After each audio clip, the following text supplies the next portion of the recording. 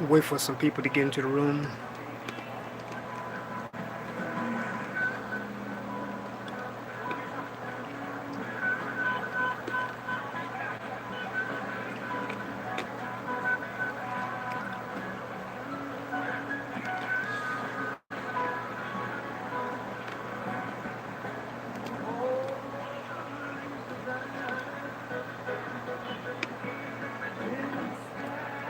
What's up, KD84, man? What's going on, my brother?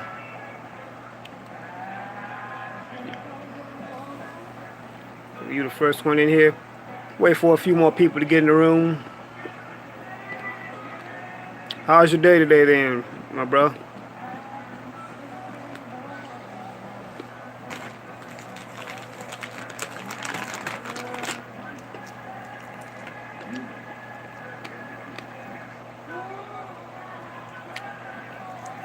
I hear you, man. Yeah, I'm chilling like a black villain too.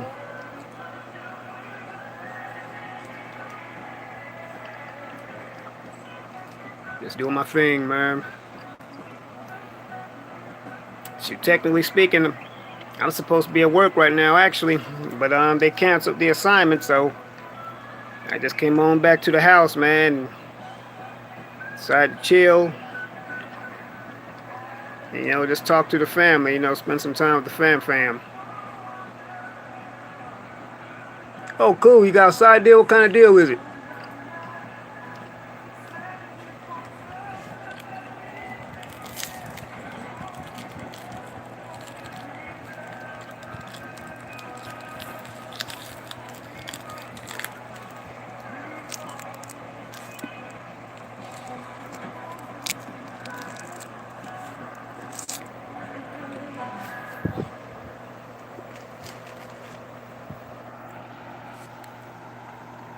I'm away getting off East South Plantation to come on, but that's what I'm talking about, Katie. And man, that's what I stress for all the melanated family. Entrepreneurship, I've always been for that. Entrepreneurship, cool. What you gonna be doing?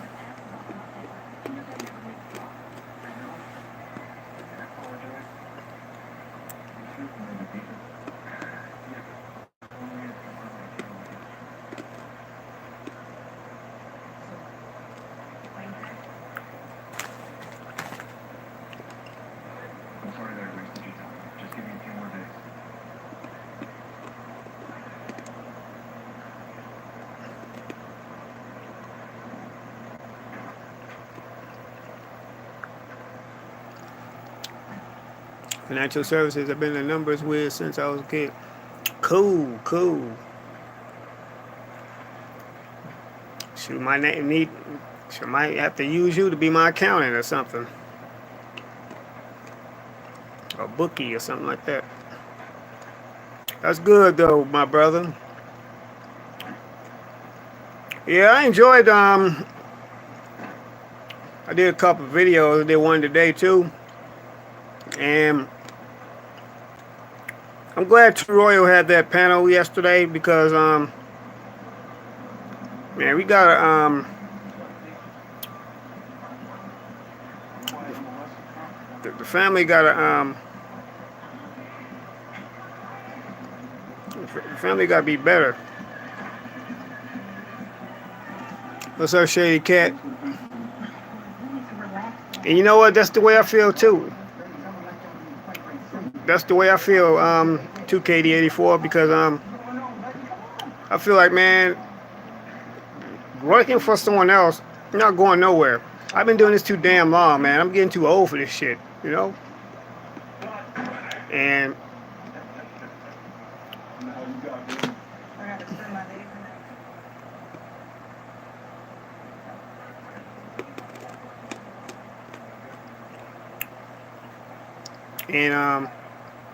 I'm just tired of doing all this working for someone else. I want to get my business off the ground quick. It's, go, it's gonna mostly be online, but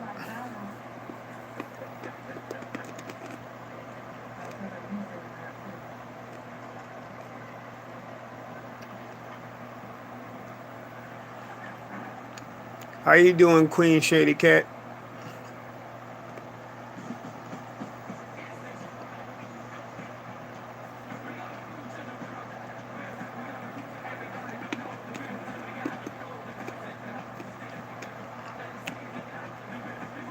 Sitting here watching the second season of that new show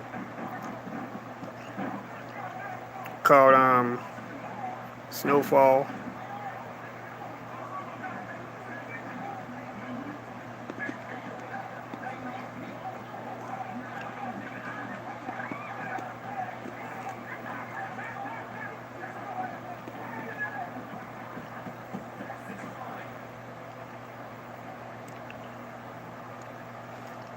Anyway, family, I guess I'll go on and get on with with the commentary. I don't really got nothing much to really talk about. Just talk about some random stuff as it comes to my head. Good to see you too, Queen Mina. I love seeing you also, Mina Jao. How you doing? But I'm just ready to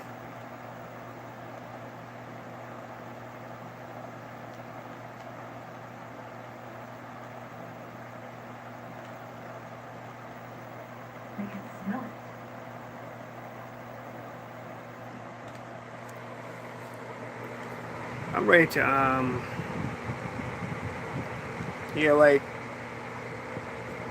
when Troy was saying on the panel last night, it's time out for that bullshit. If we gonna be a family, we need to be a family.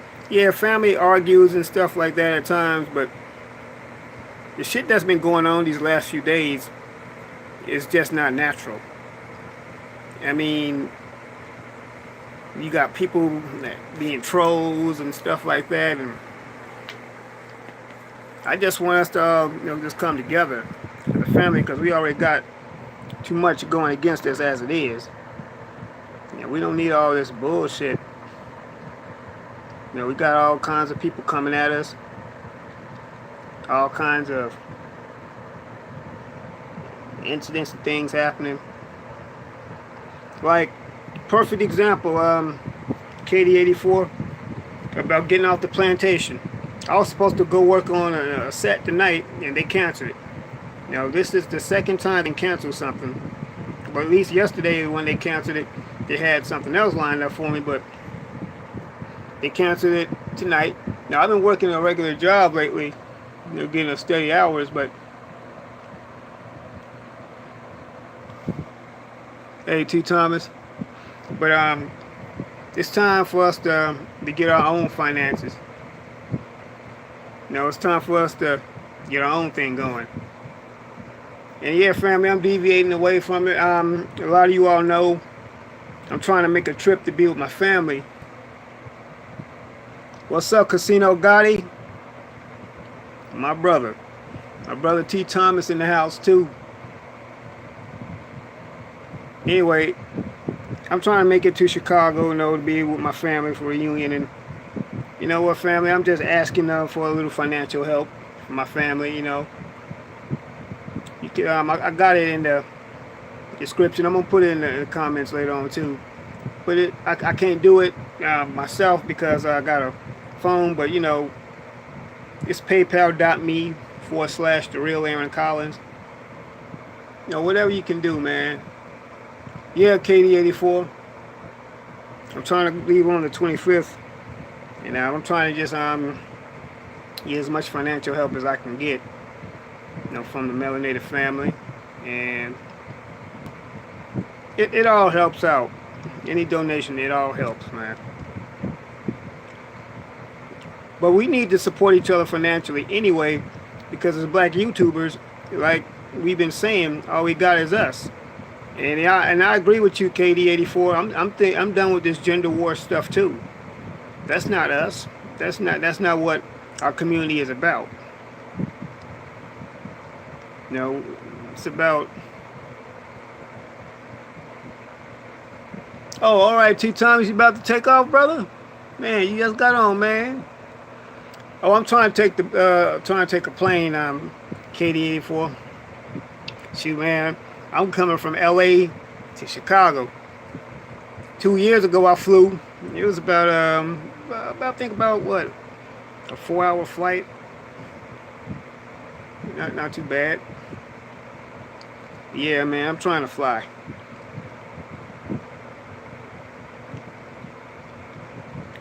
But I think that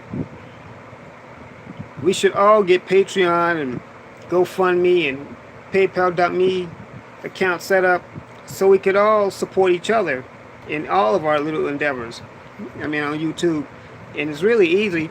And as far as Patreon is concerned, Patreon was designed for creators in mind. Oh, you stopped by O'Hare Airport? All right. Cool. What's up, my brother Cap? Cap PYT. Man, I'm so glad to see you, my brother. Yeah, Cap. You know, Cap, you my big brother. You know that, right? I love seeing you, man. I love seeing you being happy and all that. You know, I meant what I said last night too, man. We here for you, bro. And that's real love. You know? That's Cap PY2.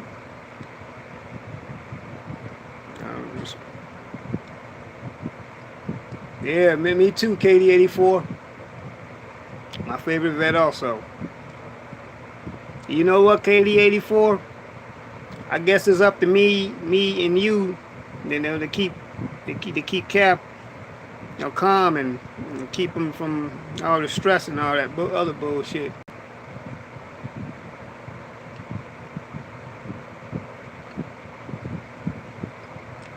But yeah, we really gotta embrace each other. And see, this is the thing that they don't like to. Hey, Sandra, how you doing, Queen? This is the thing that they don't like to show of black people being embracive and being gentle with each other. They don't like to show us in that type of light. But that's okay, because you know what? We don't need for them to show us that. We need to be showing our own images anyway.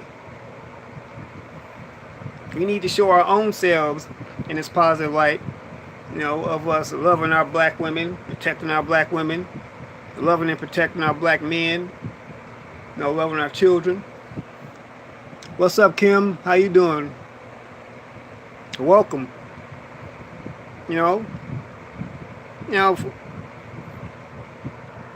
I like having peaceful. I like to have a peaceful stream and all that. I'm not about all that drama and shit, Oh shoot, KD84. I already know that about you. You ain't got to explain to me. I mean, I'm not about all that drama, unless it's on the big screen. But I'm not with all that other bullshit that some people like keeping in their chats and stuff. What they do on their platform, that's on them. I'm not with that, man.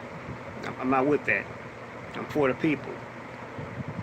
I don't say and I'm not gonna act like I got all the answers, because I don't have all the answers. But I try to be there.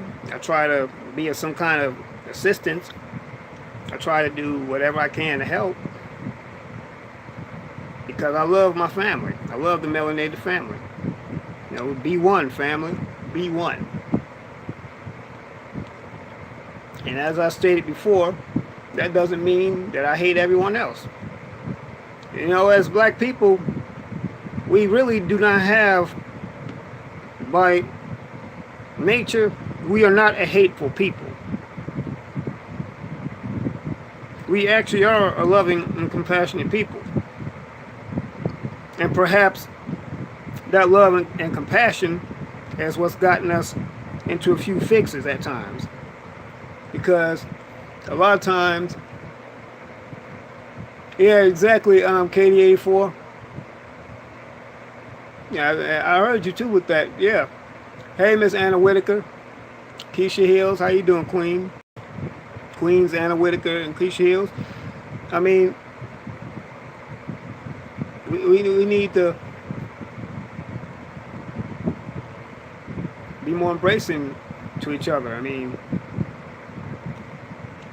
That's what that is. I mean, I hate when I lose my train of thought, but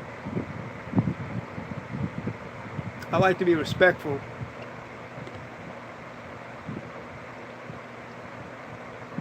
Yeah, I get, and you know what, Casino Gotti, I understand. Yeah, sometimes we do have to be friendly with outsiders because, truth be told, truth be told, they're the ones who pretty much run the society that we live in.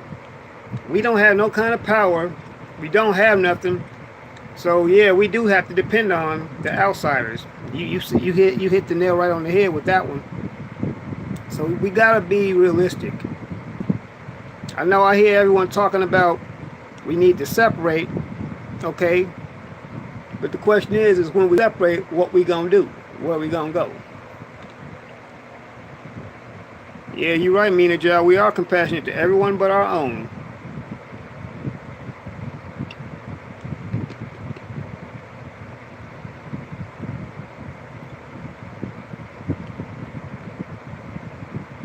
Yeah, exactly.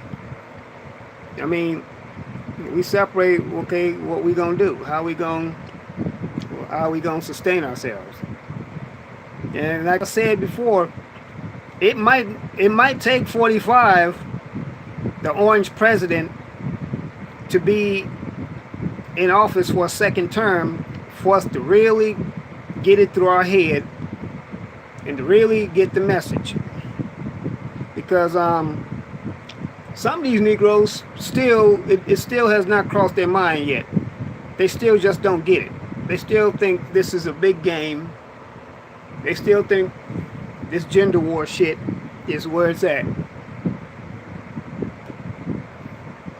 What's up, Wade?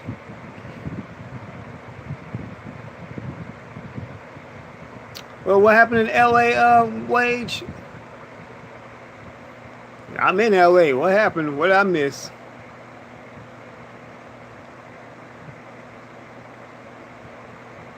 Yeah, exactly, KD84. We need to, we should spend money with one another. I mean, I look up and down, I walk up and down South Central all the time, and I see so many businesses that are run by Latinos, Asians, and everyone else. But I don't see not one business. Well, I take it back. I see a few businesses owned by us, like every few blocks. Hey, Mimi Doll Queen. I see a few businesses owned by us, but very rarely do you see them side by side. I mean, it's like we're barely even there. And the ones that we do have, we don't support them like we should. We don't take care of them. And I'm guilty of it too. And I understand a lot of times we don't have a variety in our business. No, I understand what you mean, KD84. Trust me, I'm with you on that one. You just hit the nail right on the head as far as I'm concerned. Hell, if he becomes president for a second time, I won't be surprised one bit. Because you know what? Some of these niggas out here, and I hate to use that word, gotta get a real stern wake-up call. The Oath Keepers tried to have some sort of a rally, and the hood responded. Oh, I heard about that with the Oath Keepers, yeah. Responded with the quickness on running those rhesus monkeys. Good, yeah, I heard about that. Yeah, I did hear about that. But you know what, though? Maxine Waters, she a coon anyway. What's up, Quest? My man T-Rack in the house. I mean, damn. I mean, I'm T-Rack. I'm in COG. Anyway. No, Maxine Waters is a coon. She a big time coon.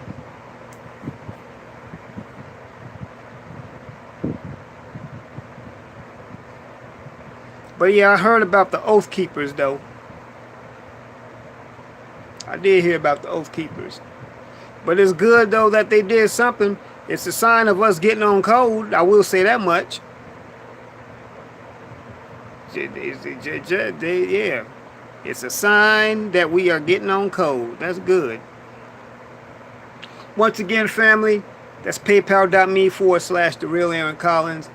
Man, I appreciate it.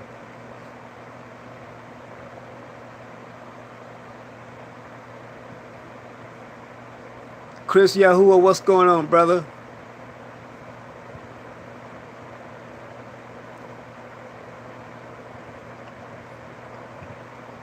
JTV.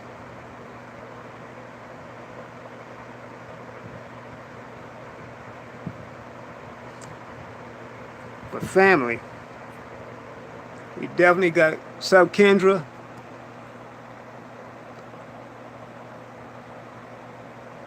I'm holding up, Kendra. I'm holding up. I appreciate you.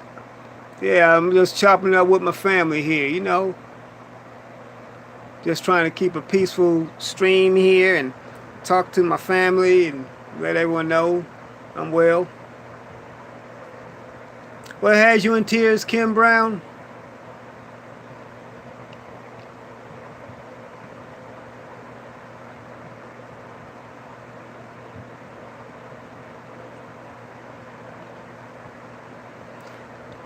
But family, yeah, we definitely got to do we got to definitely do a better job. Mina, I'm trying to be there from the 25th through the 30th.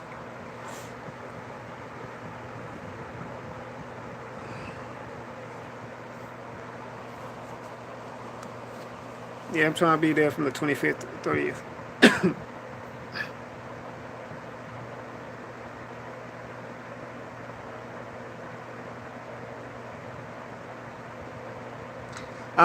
you know what, Mimi doll, I can't put it in the chat because unfortunately I'm using a phone. So whoever has a computer can do it for me.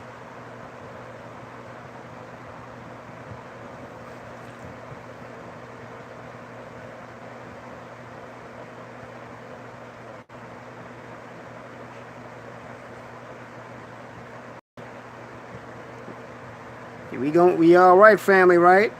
We gonna be peaceful tonight, right? Let's keep it peaceful. All right.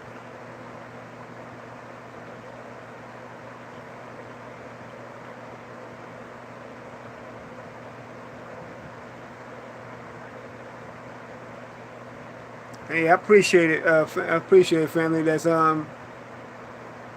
paypal.me/The Real Aaron Collins. Hey, Astarte Jones. I shade you too, Queen.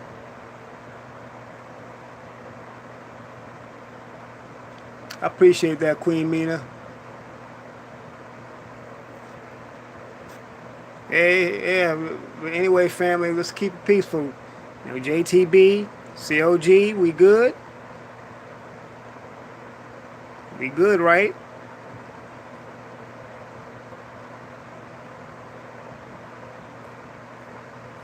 I love y'all. Love y'all both.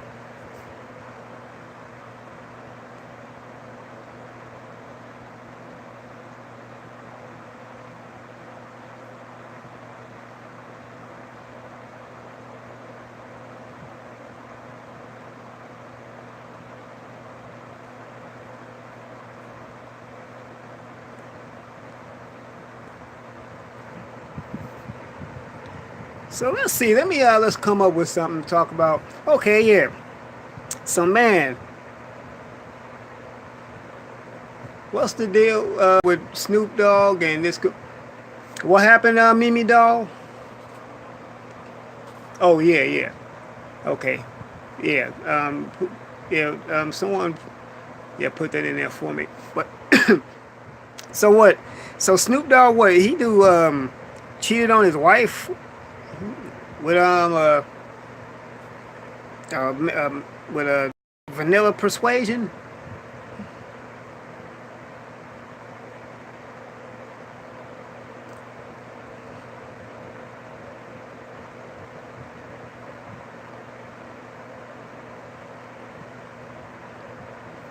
Anyway, I think it's, yeah, he tried to get that, yeah, an IG girl, and I'm like, man, social media gonna get some people caught up. And that's not saying that there's something wrong with social media. I think social media is a good tool to have. But some people just gonna get caught up because they're gonna be getting messing around thinking they slick and get into some shit they can't get out of. And I agree with you, Keisha. You know, Snoop is way too old to be doing that shit. He way too old. And the woman he's with, the woman he was married to, that's a beautiful melanated sister. He's got children with her. And then he messes around with some IG hoe.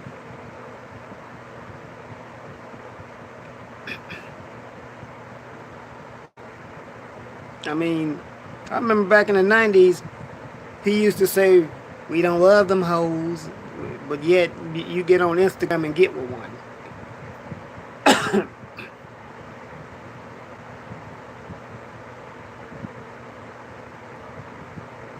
Yeah, my sentiments exactly mean that, like, really, Snoop?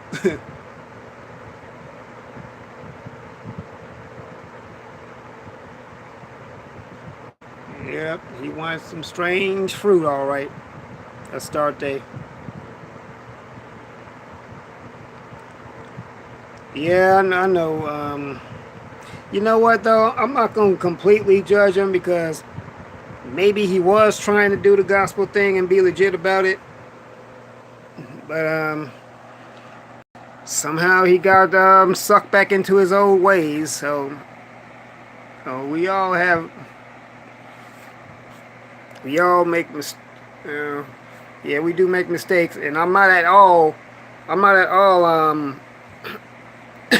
condoning what Snoop did. That's not what I'm saying that for. But I don't know. I hope him and I think his wife's name is Shantae.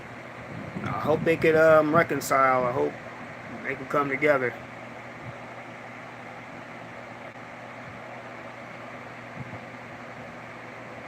What happened to Little Richard, JTB? But no, that's the problem, family. We need. I mean, I like celebrities too. Okay, I read celebrities and stuff like that, and some of them I'm a fan of. But I mean, some of these things that they do, it just is not funny at all. All right, good night, a start day. Get you some rest, sister. I'm glad you ducked your head in for a little bit. Yeah, him and Shantae been married for like over 30 years. I mean, 20 years.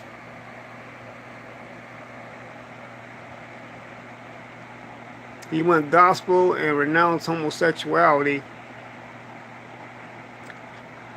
Then he went back and was worse than before. Huge cokehead. Well, we don't know if he was on coke, JTB, but I guess some people get sucked back into their old ways. You know, you gotta realize Snoop been doing what he's been doing for a long time, and maybe some habits are hard to break. Once again, I'm not condoning what he did. I'm not defending him at all. Okay?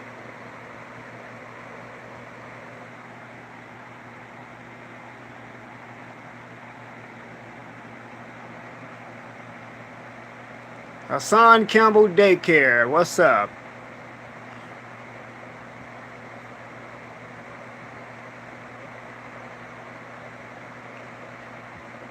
I mean, okay, are you talking about Snoop? Oh, you talking about Little Richard? Well,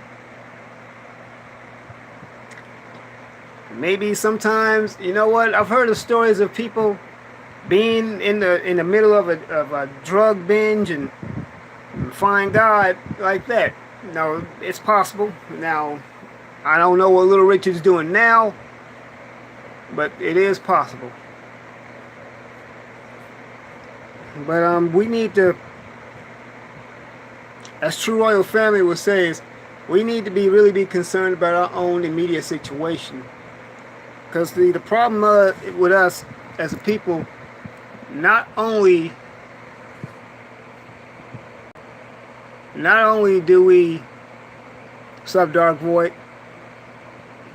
not only do we take care of other people, but we even take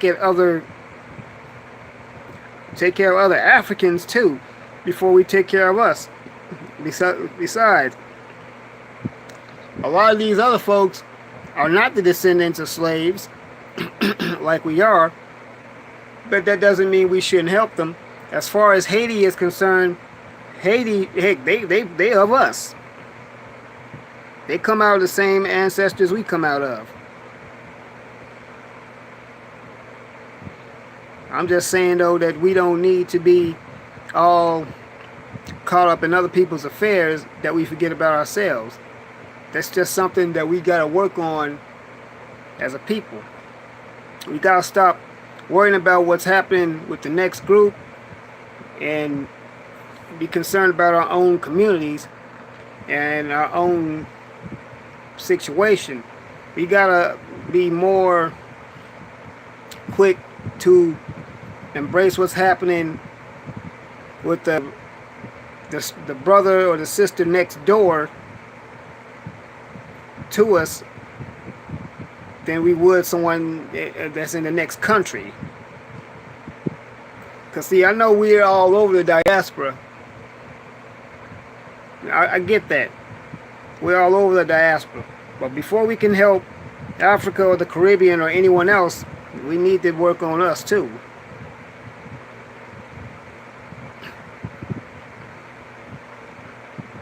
You know, it's like this whole thing with Killmonger. I understand what Killmonger was talking about. I understand why he was doing what he was doing. I understand what he was trying to do, what he was attempting to do. He didn't go about it the right way, but I see what he was attempting to do. What's up, DTV? How you doing? Welcome. Join on in with us. Now we gotta we do have to show more.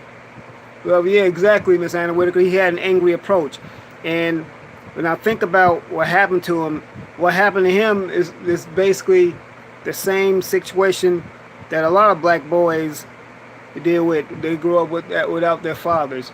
He lost his father at an early age. Now, in between the time before he became Killmonger, it's just amazing. It's just real interesting to me what happened to him in between him being a little boy in Jadaka to how he became Killmonger. Let's just assume that he was taken up by the state, obviously, because he didn't have either parents. We don't know who his mom was. We don't even know if his mom was still alive. So we can assume that he was taken into foster care, became a ward of the state. He went to the military. The CIA guy in the movie said that he took up such a passion for killing that it became like a video game for him. That's why they named him Killmonger. So Killmonger was basically a government name. That was the name that they gave him because it's what he knew how to do. It was the only thing he knew how to do. Not to mention he had that pent up frustration and rage from losing his father at an early age. Only to come and find out that his cousin T'Challa was living in the lap of luxury, had everything he could ever want, and forgot all about him. Now, I'm not going to say that T'Challa was a complete coon, because he did make some kind of attempt to fix the to fix the wrongs that his father T'Chaka did. I will say that much. When he found out who Killmonger really was, there was his cousin T'Chaka. That was his cousin in Jadaka. He tried to make it right. When he went to the ancestral plane and spoke back with his father wanted him to stay in with the ancestors with him. But he opted to come back, to 3D lockdown and say, I have to fix this. I just can't leave. I gotta fix this that you've done. You killed his father, so now I have to make things right. Even though the man that he killed was his younger brother, and true enough, I don't think he meant to kill Njobu the way he did. It was a reflex. He was only trying to save Zuri, but it happened. And then what happened is, the deal is they that Wakanda, as beautiful as it was, and Wakanda was a beautiful place. It was a fictional place, but it was a beautiful place. Still, it had a lot of dark secrets. See, that was the problem with them. They kept secrets for so long that they started believing them. They literally forgot it. But one thing is certain: when you try to keep something down, keep something secret and in the darkness for so long, life has a way of uncovering it. I mean, even the Bible says that what's done in the dark will be exposed into the light, and that's true. So I'm not going to say that T'Challa was a complete coon. T'Chaka wasn't necessarily a coon. T'Chaka just made the wrong decision. And T'Challa cannot help how he was brought up. He was brought up in the Wakandan traditions. He was brought up the way he was supposed to be brought up. If Killmonger was brought up on Wakanda, if they would have accepted Killmonger at a young age, as a little boy after his father died, if they'd have taken him back, he wouldn't have been Killmonger. He would have been simply known as N'Jadaka. And he would have been like a second heir to the throne. Because he is a first cousin to T'Challa. But they knew that the Wakandans would look down on him because he was also half African American. He was half Wakandan, half African American. And how a lot of Africans look down in disdain at black Americans was quite evident in the film. I just wanted to bring that up and talk about it. But I went and did a little walking around today. I did, I guess, a little sun gazing. Walked around and got my melanin, activating my melanin, energizing it. There was nothing wrong with doing that.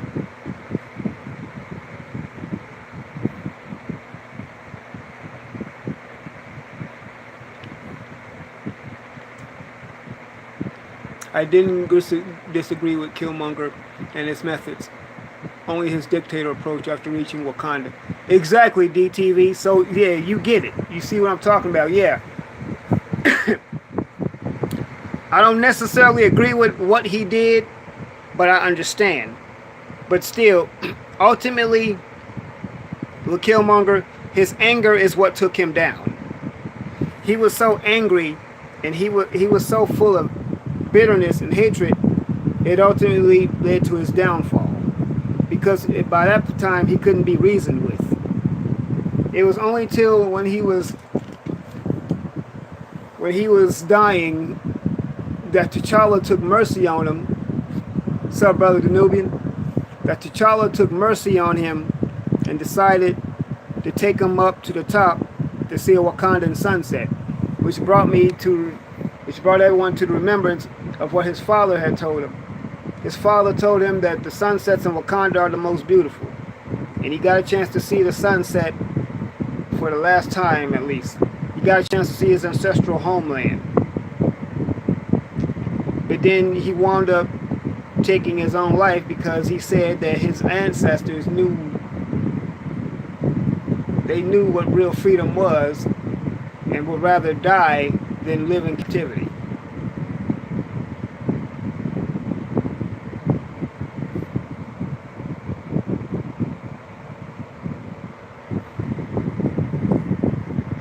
You know, a lot of people, so while some people are looking at the movie as in it's a Disney, yeah, I know it's owned by Disney. I get it.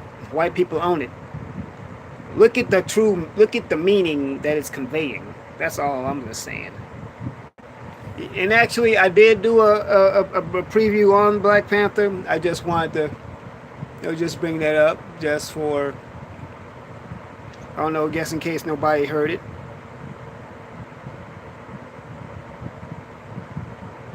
But yeah, I went and did some sun gazing today.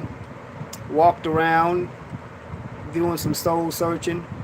That's what I do. I do a lot of soul searching.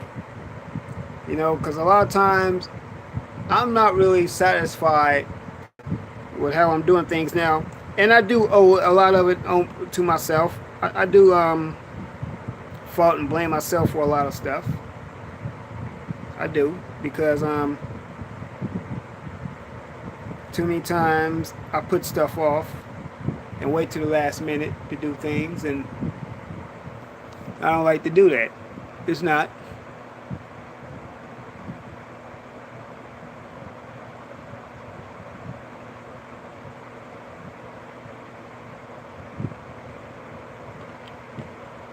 But one of the things I'm definitely gonna start doing.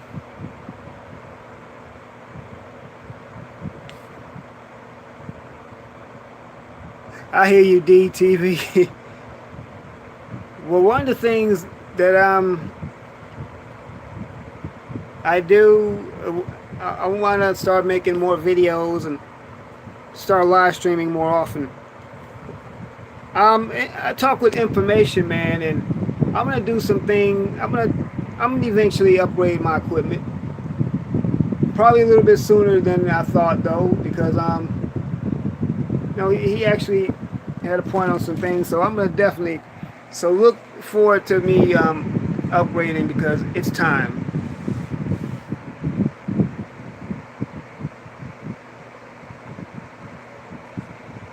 Yeah, though. Well, what are the temperatures in Arizona, D?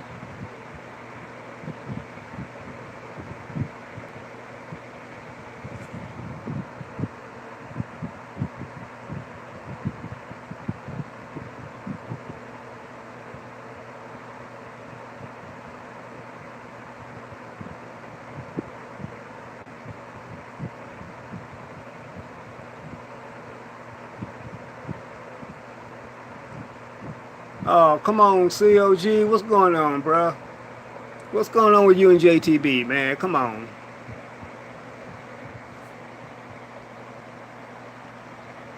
Yo, JTB, come on now. COG, please behave, y'all. Y'all my family, all right? I need y'all.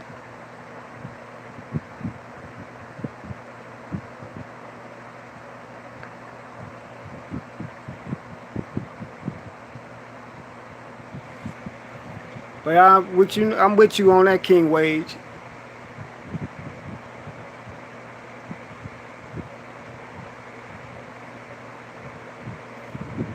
Definitely gotta make stuff happen.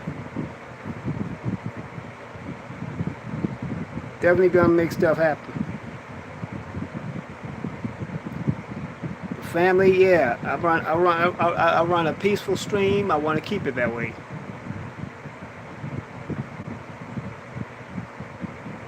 Yeah, please. I want to keep it this way. I'm not that type of stream. Come on, let's love each other. I mean, if y'all can, just ignore each other. All right.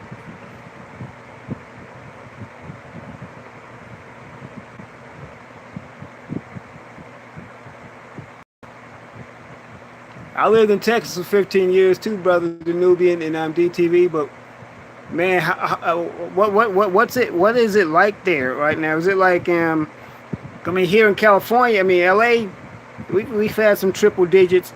Is it like triple digits in Arizona right now?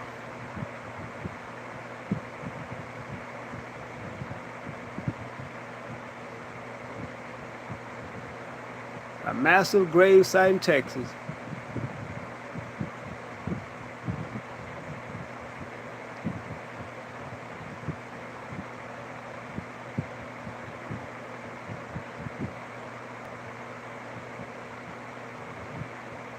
Damn, 108. Jeez. That is hot.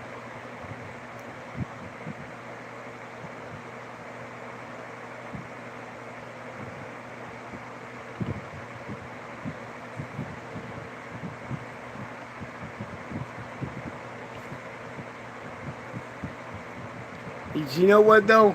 I think about what they did to the slaves there in the Devil's Punch Bowl when they took those men and they locked those slaves up inside the Devil's Punch Bowl with no kind of circulation or nothing, just being cruel just for the hell of being cruel, because these were some free people. Yo, JTB, come on now, bro. What's the deal? Come on. COG, what's the deal, y'all?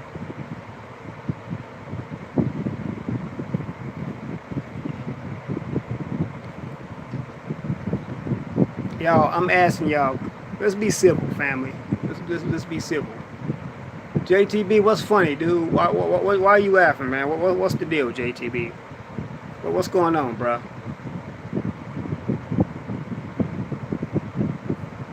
Somebody please talk to me. What's going on?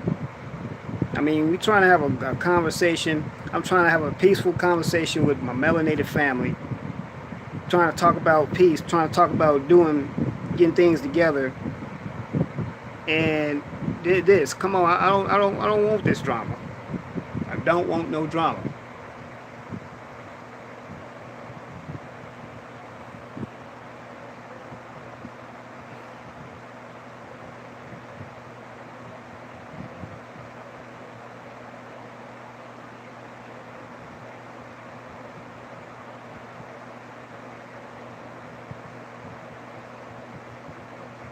Okay, JTB, fine, we get it. You're not Canadian. Can we move on now? Come on, COG. Be the bigger man, bruh. Be the bigger man for me. JTB, please behave.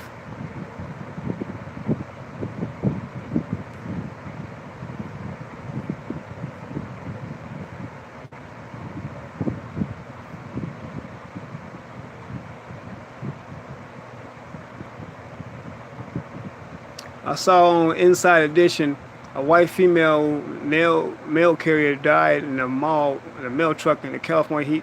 170, damn!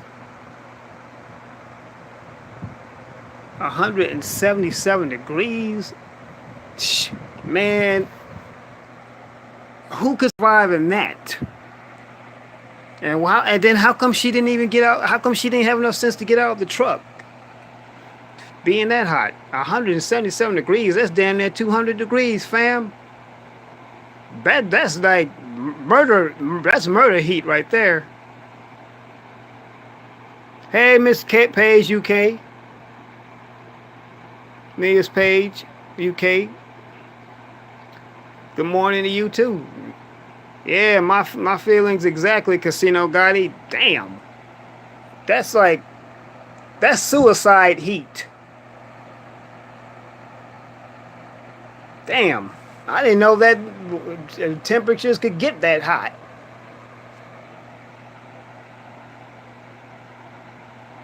Yeah, the Devil's Punch. But yeah, when you said that, Mimi doll, when you mentioned that mass grave site, that's exactly what I thought of too. The Devil's Punch Bowl.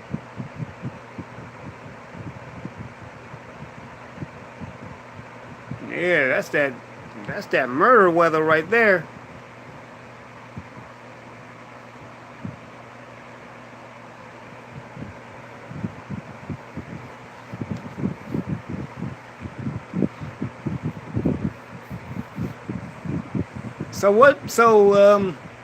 How was, I didn't even bother to ask this, but how was the family's day today? How was everyone in the chat today? What y'all do today?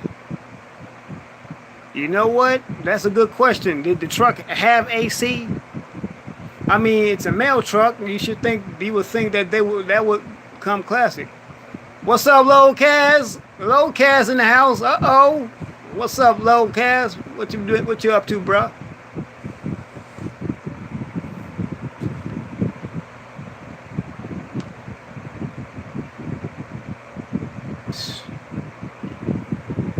How long you been living in Arizona, D?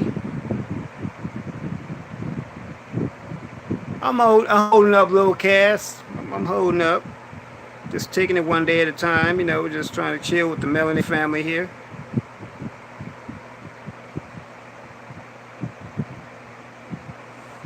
Yeah, that's right. Yeah, y'all are 3 hours ahead of us. Yes, sir.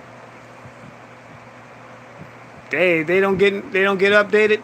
Now, you know what though? Dark Void. That's something they should look into. Should have them investigate that to the labor board, stuff like that, because that right there, that could be considered unsafe working conditions. You got mail carriers and trucks with no AC in 100-degree temperatures. Those are unsafe working conditions, if I'm not mistaken, right? So that's something for the labor board to tackle. And while you're at it, get a good lawyer too. Okay, you doing a live stream tomorrow? Load. So what time would it be on your part of the country when you do it?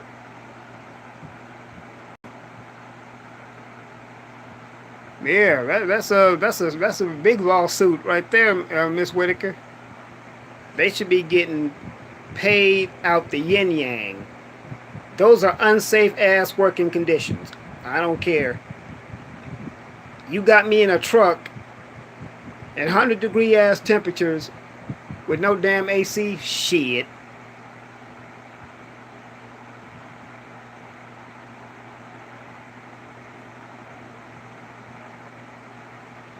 Mm-hmm.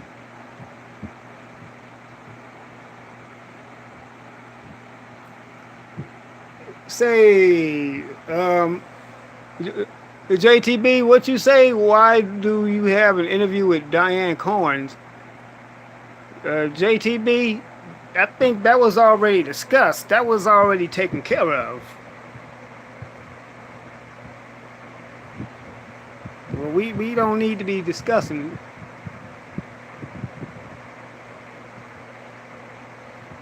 At 9 p.m. Okay, so it will be 6 p.m. our time. Yep.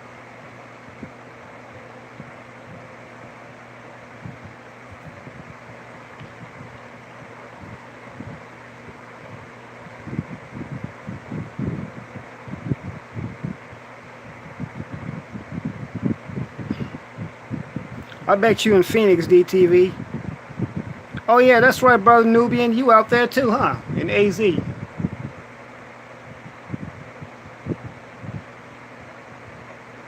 I got it, low cast. Yeah, I got it.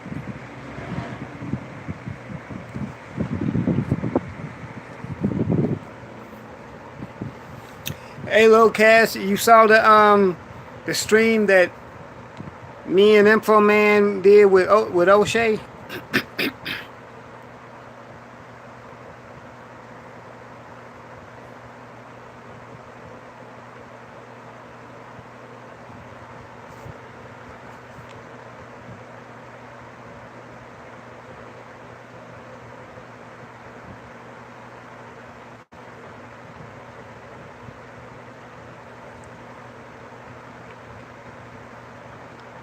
Yeah, I love talking to the Melanated family. I'm gonna start doing live streams more often. I need to set a day I want to start doing them too. I'm gonna definitely start doing that because it helps to talk to the family at a more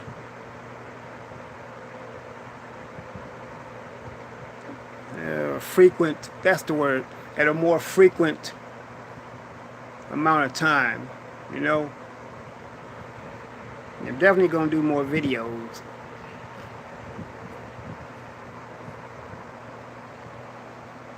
When the AC in work vehicles goes out, I go home.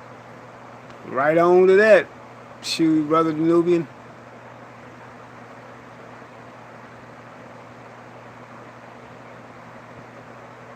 Oh, we didn't do it today, Locast. We did that a couple weeks ago with O'Shea. Yeah, that was a few weeks ago. You should be able to pull it up. It was about white supremacy, about the existence of white supremacy. Anthony Brian Logan was on that one too. Me and Info Man we were taking turns going in on him.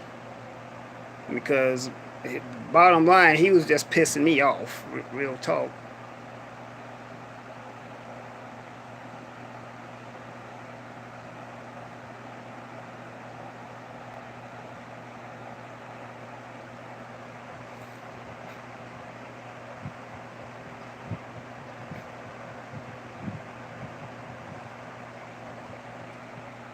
What's your thoughts on eating clean, aiding and melanin activation family?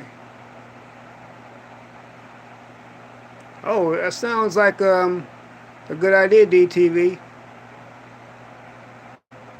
I certainly do agree, Mimi doll. He is a king coon. He's not the king coon, but he's definitely a coon. But he's more confused, more confused than anything. So some of the stuff that was just coming out of his mouth was just, I'm like, I wonder if he even listens to the stuff that's coming out of his mouth.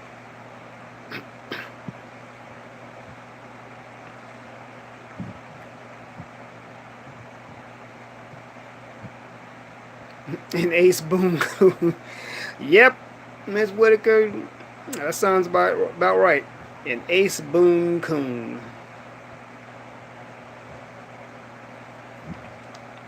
I mean, you would literally have to be there to hear what he was saying.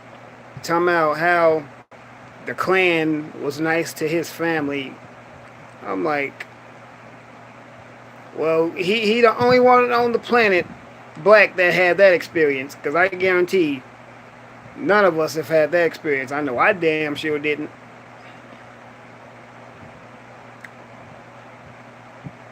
But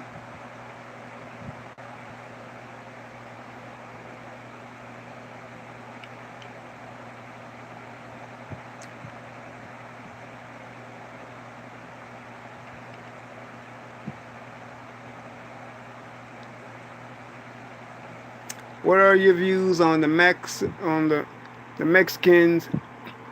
and the Trump segregations? I agree that they should hold their own nuts, as no one fights for blacks.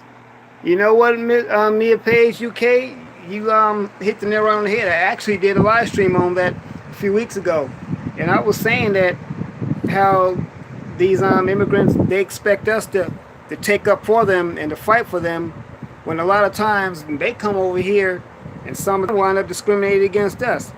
You know, it's not the fact that I like seeing people's families being taken from them.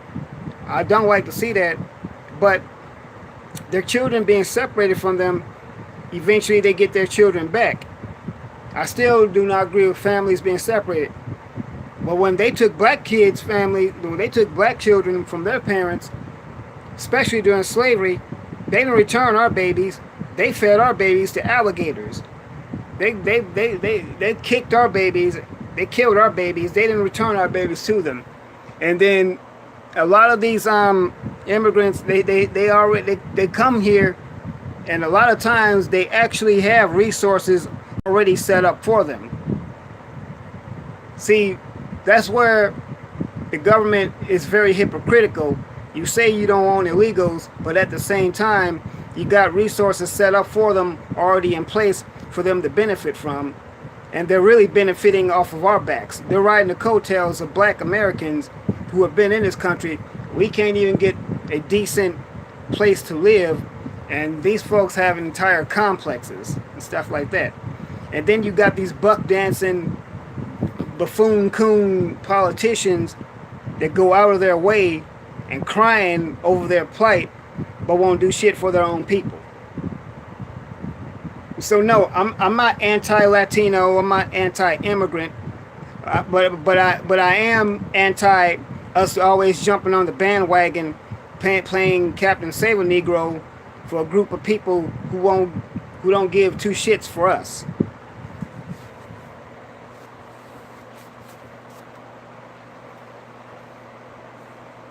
And the thing is this, that, and I already made this clear before, but I made it a point even to say that when they come over here, right? You would expect them to learn to speak the language we speak. We speak English. But instead, they have it all ass backwards. They have jobs over here where you have to be bilingual. They're making it so we have to learn to speak Spanish. Now, it just so happens I do want to learn to speak Spanish, true enough. But I want to learn to speak Spanish because that's what I choose to learn to speak. I don't want it to be forced on me because an immigrant that comes over here illegally, that's his first language and that's the only language he speaks. No, he needs to learn to speak the language that I speak. I mean, we can't go over to Mexico and demand them to learn to speak English, but yet they expect us to learn to speak Spanish.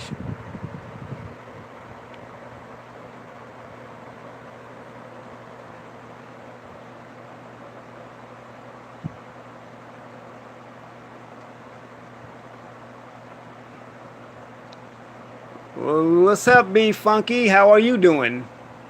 Never seen you before.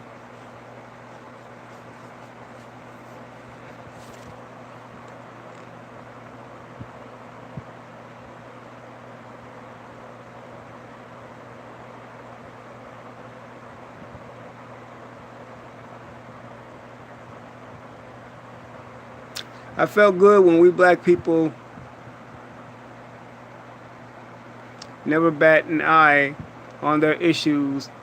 Yes, even in Jamaica, Antigua, you got to speak Spanish. What madness is that? Yeah.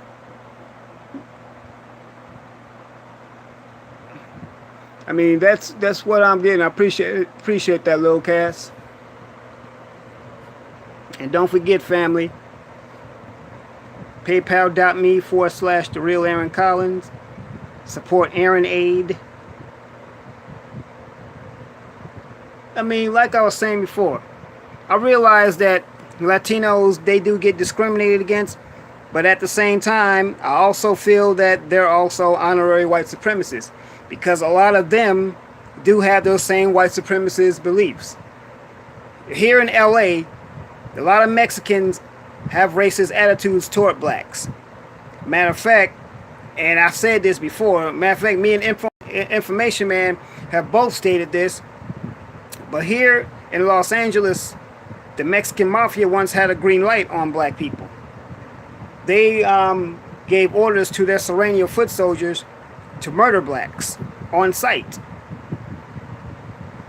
because they want to take over the territory. If you go anywhere down South Central, which is historically black, you see it mostly Hispanic now. A lot of areas that were once black are now mostly Hispanic. All right, what's going on in the chat? What happened, Brother Nubian? Be Funky, you trolling?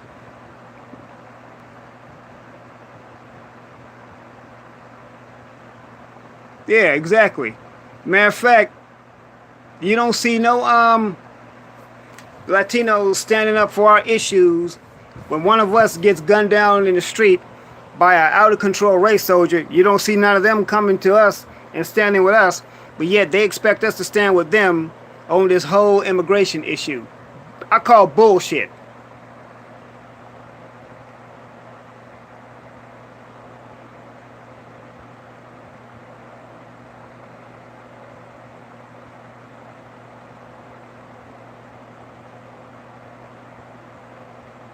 Oh, okay. Well, you know what, DTV? I've only been living in LA for 5 years now. I was born and raised in Chicago. And I've also spent some time in Texas, too. I came to Los Angeles 5 years ago. Pursued filmmaking, which I still am, you know.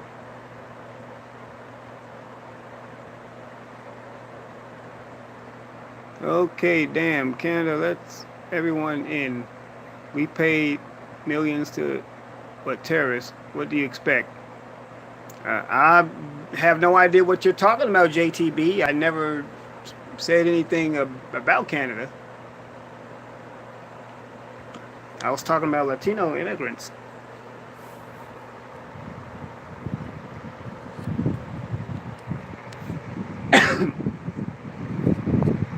So that's where I stand on that whole issue.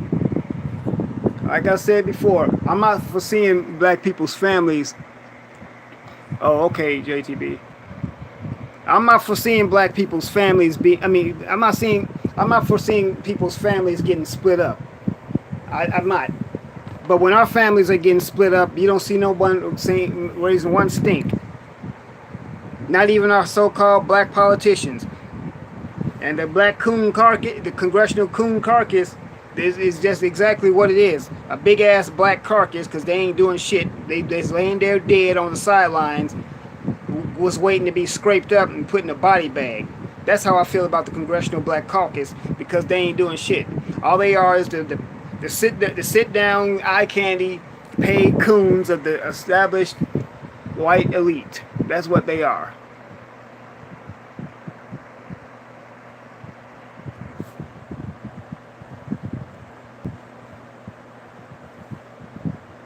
Exactly, Miss UK. Exactly. They can hold their own nuts. Exactly. Matter of fact, me and Mimi Doll actually came up with a hashtag. Remember Mimi Doll?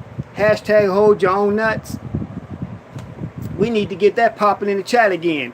Hashtag hold your own nuts. And for the black politicians who ain't doing shit, I got a hashtag for them. It's called hashtag get off your ass.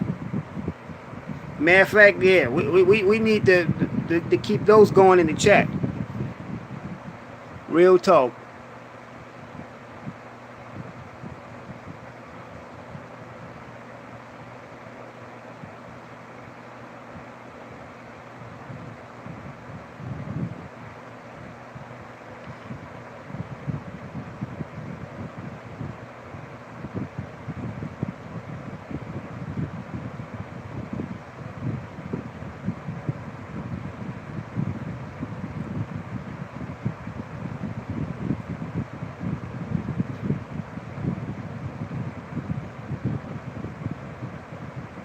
The Royal Canadian Mounted Police was letting them in, JTB?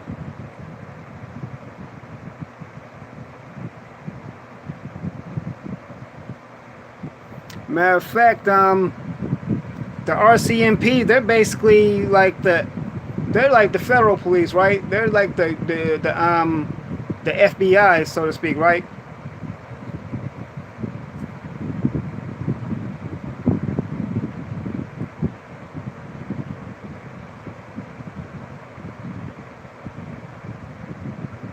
Okay, DTV, I appreciate you stepping in and coming in and hanging out with us for a little bit.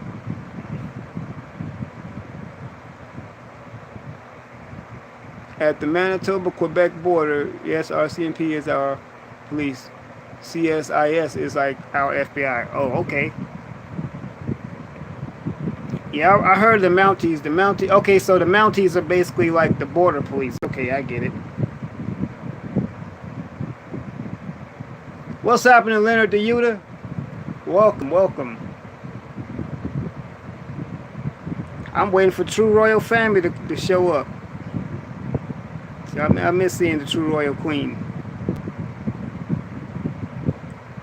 So what else?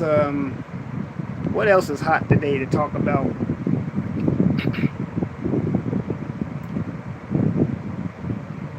Well, as usual, we still got black businesses discriminating against black folks. We still got businesses discriminating against black folks, but that should be no surprise at all.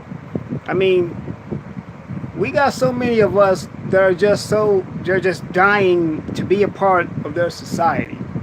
They're just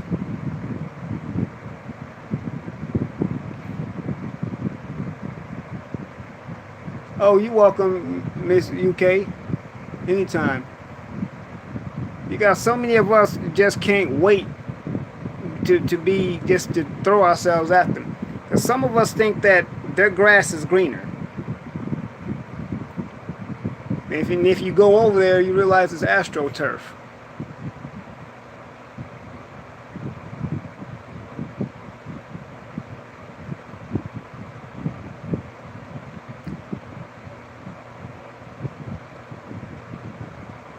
Exactly, Miss UK. You know, you would think that would be, you would think that that would be the smart thing to do.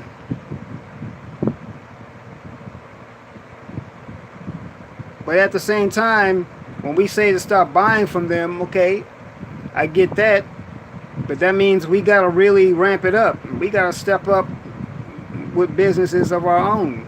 We got to step up with, black corporations, black industries, black supermarkets. We got to get that popping. We got to we have to do that. We have to establish some trades and stuff like that.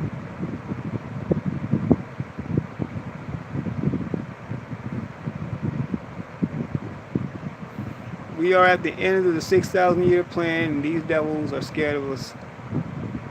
Yeah, they are, but they're still managing to stay in power and keep their foot on our necks. We gotta get their foot off our necks.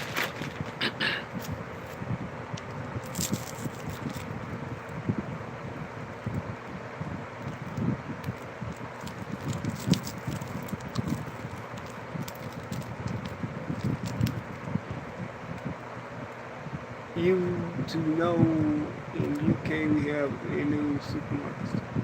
That's good. That's good, Miss UK. That's the start. We need to have our own supermarkets. We need to have our own malls. We need to have our own schools. Everything.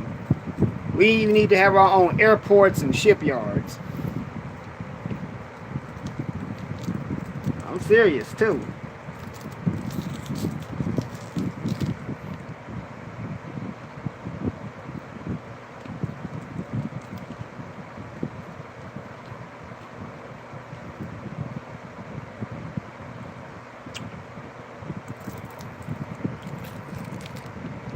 Hey, King Wage, I heard you finally did the Hidden Colors movie. I wish I could have been there, man. I really wanted to see that with you.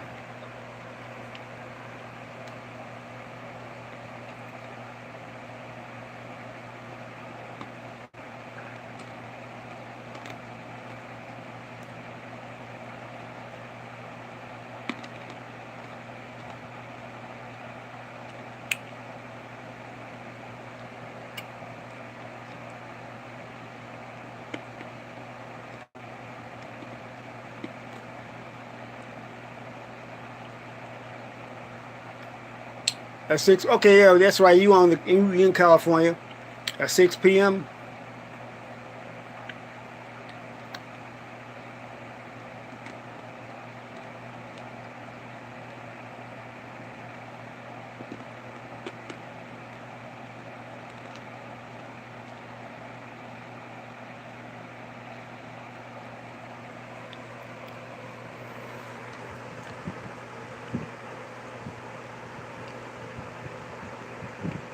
See what y'all saying in the chat. Yep, don't be late, family. Got you, Wage.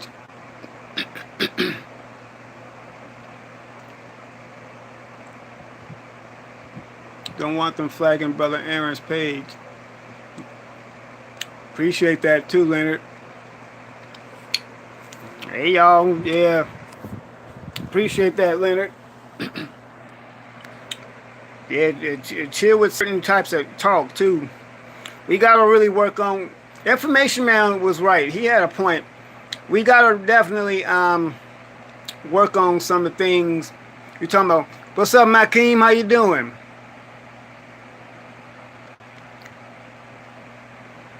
We gotta work on how we talk. Sometimes we can get greasy with the things that we talk about and how we talk. So we do need to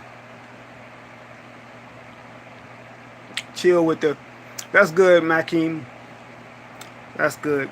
We do have to chill with, with some of the conversations and the things we say. Like, we do need to switch up our talk.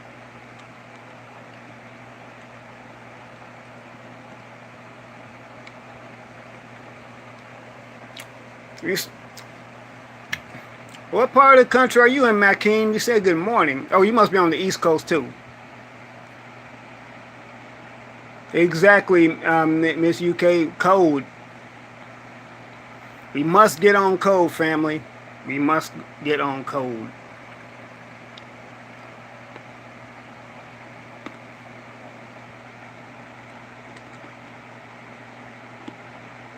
Coupon, yeah, I saw that.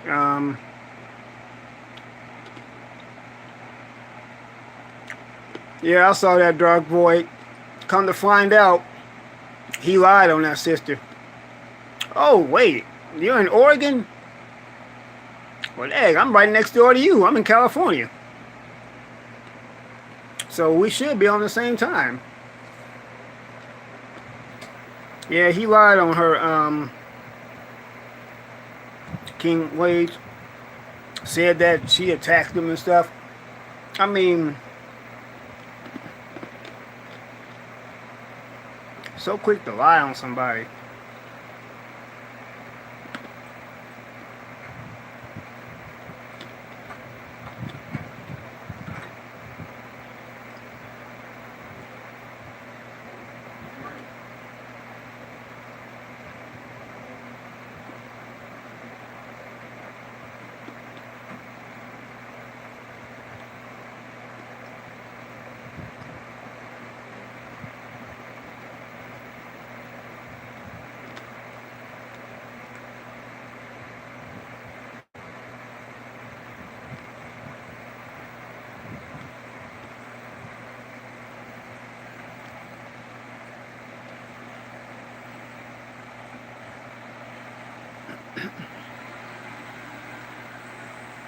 Yeah, yeah, that's what I was talking about, Makeem.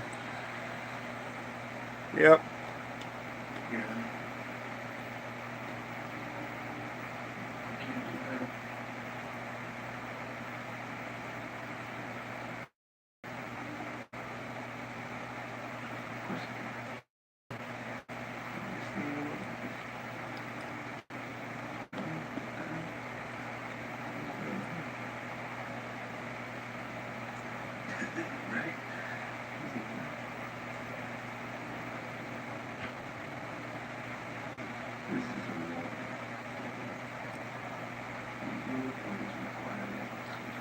What was up with that? Well, he was just trying to get.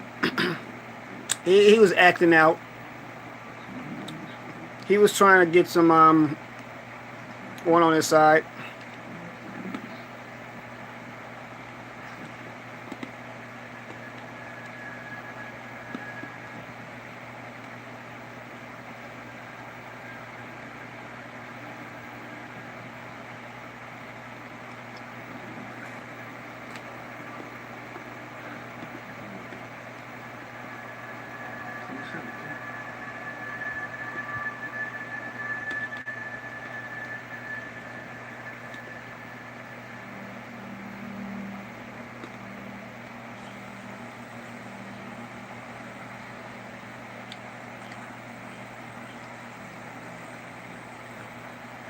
Yeah, I heard about that Oath Keeper thing, Leonard Muta.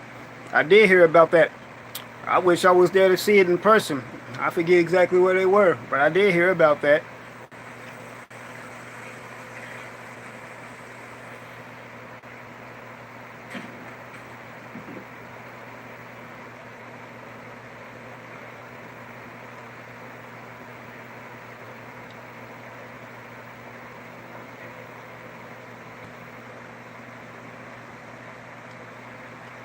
Yeah, that's good.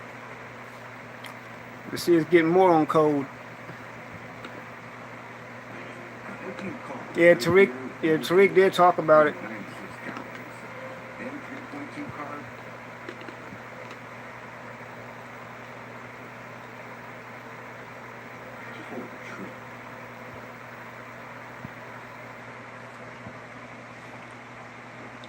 Yeah, I'll definitely check it out.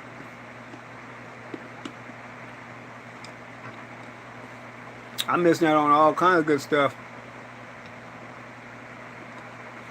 Yeah, the Oath Keepers sound like some white supremacist group. They tried to come to the hood and tried to run shit and got run out. That's what happened.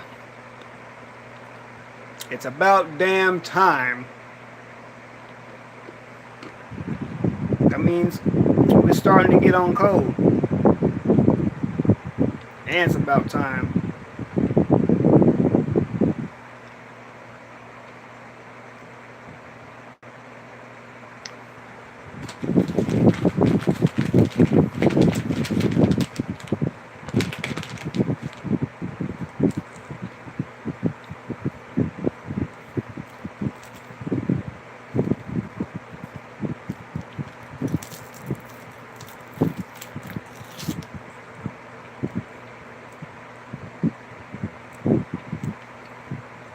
Like True Royal always says, they were getting that work. And that's exactly what they need. There's that work. Now it's time for us to start. It's good that we starting to stand up for our communities. It needs to happen more often. Wild Parsnip.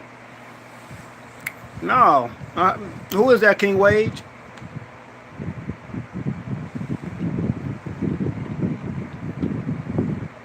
Man, have I been out of the loop? Yeah, I don't know who a lot of folks is.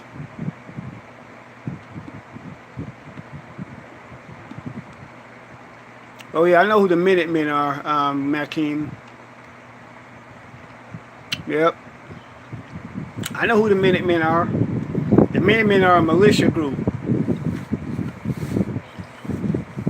Actually, militias are actually legal. They're really just civilian resistance groups. Technically speaking, we could form a militia. Of course, they will frown on it when we do it. But all a militia is a civilian resistance group that stands up for the people and will weaponize. So militias are not necessarily inherently evil because they do have a right to form, but there's certain people they let form militias and others they frown on, which basically it's an unequal playing field.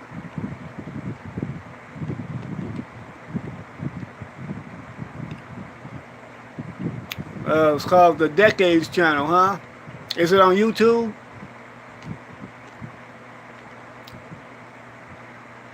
It's another form of hogweed or a different species.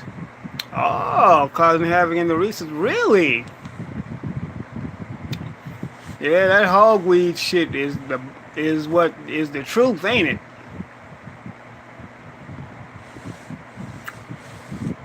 Yeah, it's the Decades Channel on YouTube.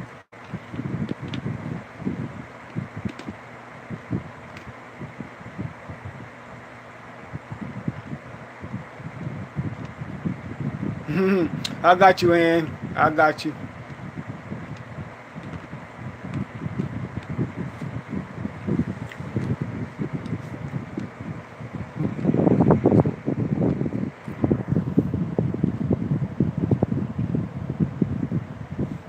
Oh, it's on regular TV. Okay. Probably a PBS type of show station.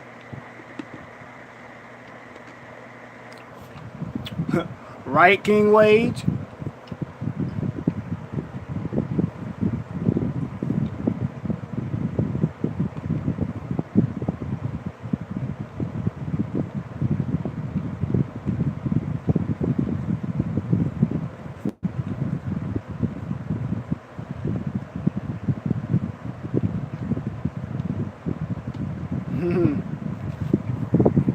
Some hogweed lotion, body wash.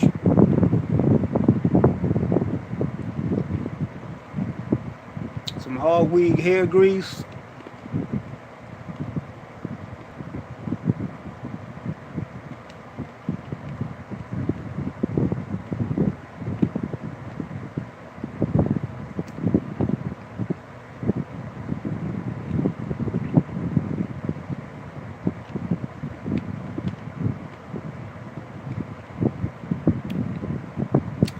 Miss Whitaker, best thing I can say is look at True Royals live on Hogweed. They'll tell you all you need to know. Because there's too much to talk about here.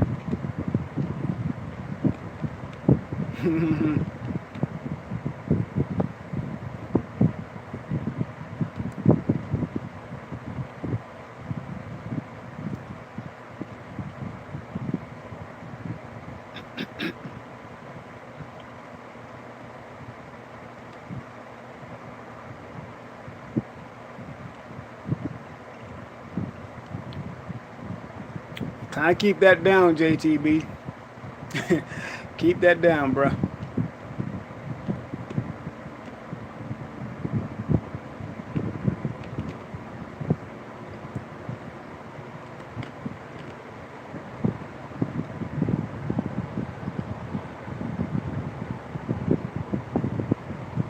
But I get me a laptop. I want to make sure I'll be able to have some panels and everything. Exactly, Miss UK.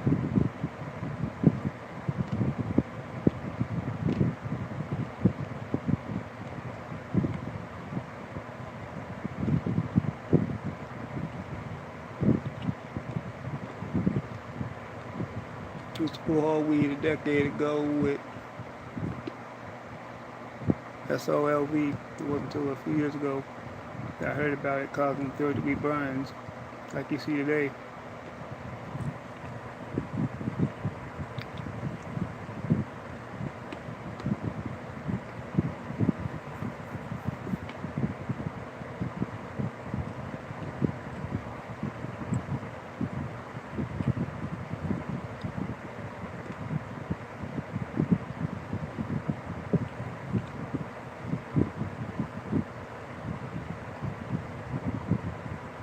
Yeah, that hogweed does sound like the truth, though.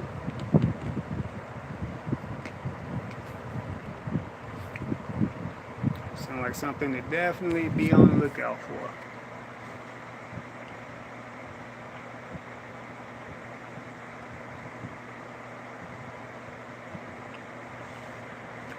Ooh, Leonard, man, Leonard, you going for? Leonard, you going for war?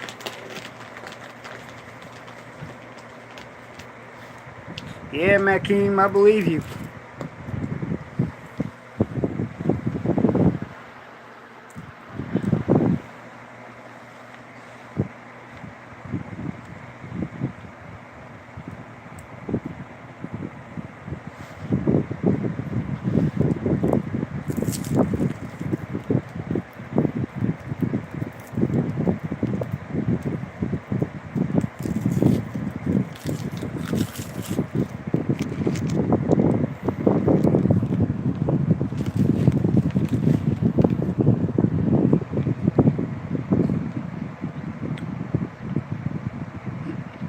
A clip of Stephen Fetching. Mm-hmm. Mm-hmm.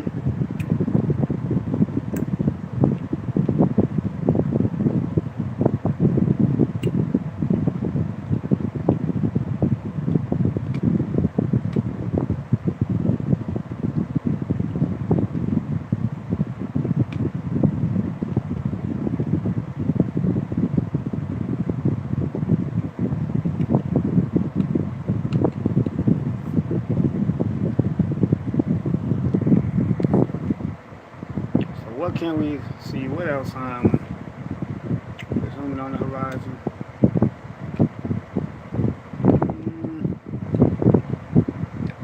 What else can we talk about?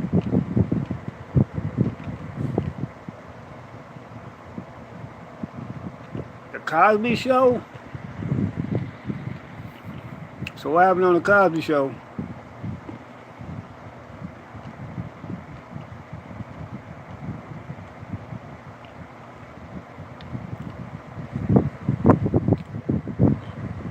You know what? I really believe that Bill Cosby was railroaded in the court, but he allowed himself to get in that position. True enough, they did violate the statute of limitations without a shred of evidence. They went by hearsay. So technically speaking, he could get his legal counsel and sue the pants off of him.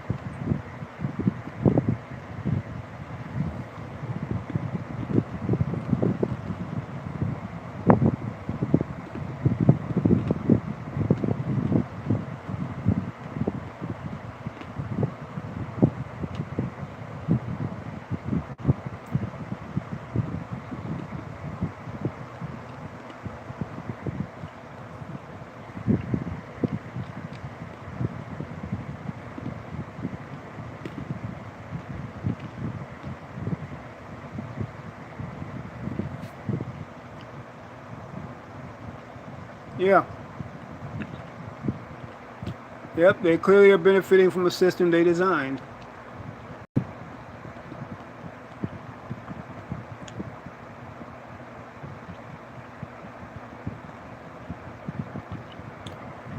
That's right.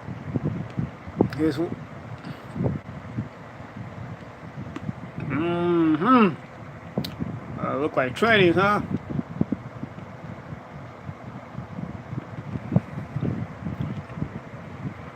Yeah, brother the Nubian, it does sound like that might be the case for him. It is sad. He spent his last days cooning. His entire legacy.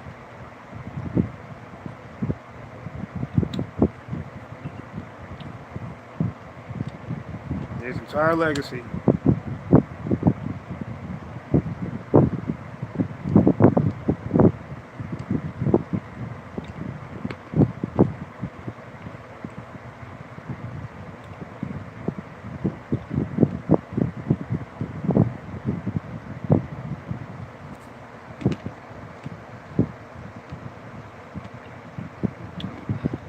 What catches up to you sooner or later, Anna? Cooning? Yeah, I do agree.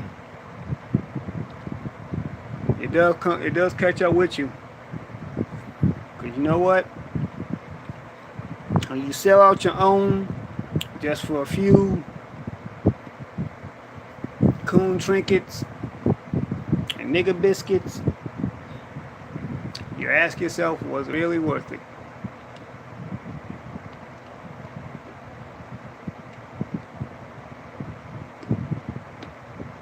I agree, Dark Boy. It's true. But because of they went by the word with no shred of evidence, this is them doing this right in your face. They're saying they could say you did something and they could take you down because of something someone said. Where's your proof?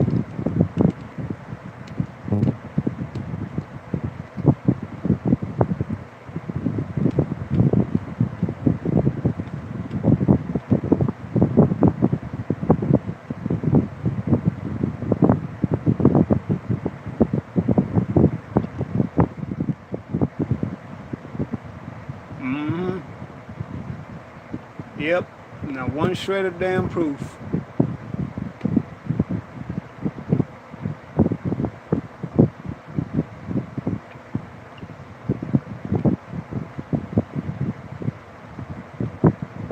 Yeah, it's wild, Anna Whitaker, but it's true though. I mean, it's not worth it. Not worth it at all. It is not worth it.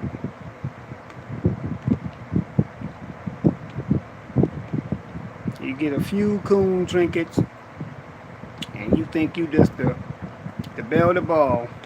You think you've arrived. You think you done made it to the big time.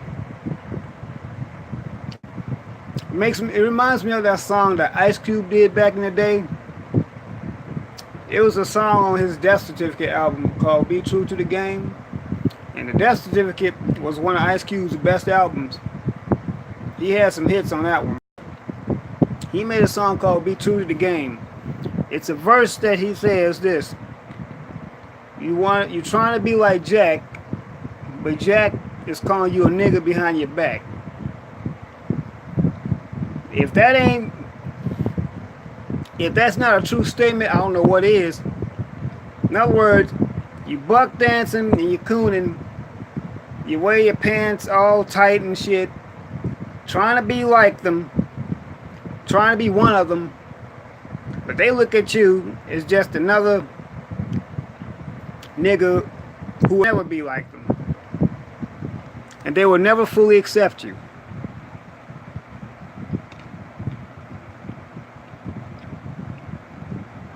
Yeah, I agree, Ann Whitaker. They don't last too long. You're absolutely right.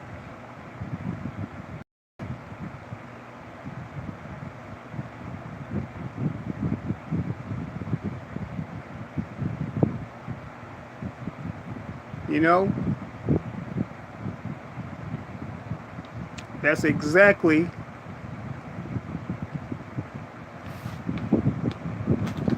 what it is. Now, I'm not saying there's nothing wrong with being friends with folks. There's nothing wrong with having associates and friends. But go with the mentality and attitude of knowing that if it comes down to it, and when push comes to shove, and they have to choose sides, they're gonna side with their own.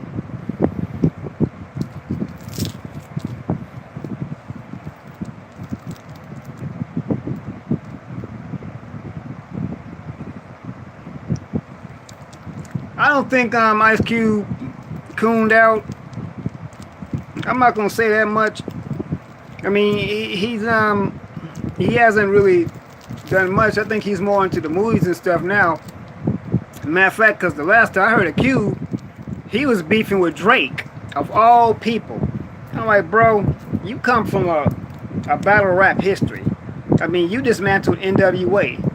Drake is a waste of his time, as far as I'm concerned. And that's not throwing shade at Drake, but Ice Cube is a completely different league than Drake. Dude, don't waste your time. What are you doing?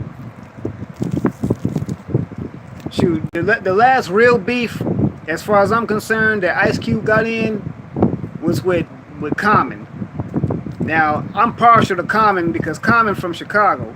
And Ice Cube tried to say some slick shit about Common in Chicago and got owned. See, Common made a song called The Bitch in You where he dissed the shit out of Ice Cube. And he was saying some true facts about Cube. See, Cube tried to get all in his feelings and stuff because he thought Common was dissing the West Coast in a song he made called I Used to Love Her. He was only talking about the evolution that hip-hop has taken since it was founded on the East Coast. It went from being pro-black and conscious music to when it got to the West Coast, it took on a different vibe. It took on a different style of the gangsterism because that's what they're used to out here. They're used to the blood and Crip culture. That's the only thing he was only saying. But Ice Cube and Mac 10, Dub C thought that, oh yeah, Whoop Whoop, that's the name of Leonard the Youth. It was called Whoop Whoop. Yeah, Cam, he dissed Cube. But let me finish. He was just only talking about the evolution that hip-hop has taken. And the West Side Connection decided to make a song called West Side Slaughterhouse, which to me sucked. But that's not the first shot they took at Common.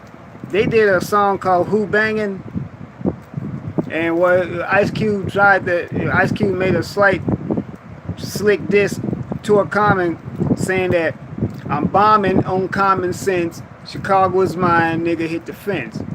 So Common came back with a song directed squarely at Cube called The Bitch in You. And he was talking about how when Ice Cube left NWA, he came to the East Coast and started getting more conscious, started getting more, militant and all that. And then he stole some beats, from actually, Kendra, I have a PayPal, not a GoFundMe. It's paypal.me/The Real Aaron Collins.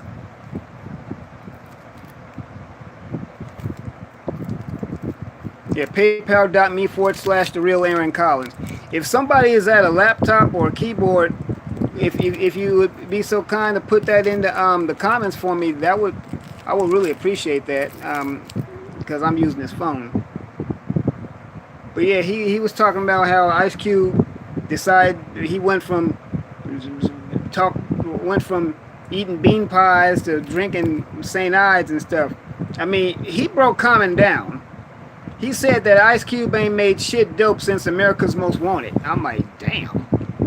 Like I said though, I think death certificate. Oh, that's right. You right about that, Leonard.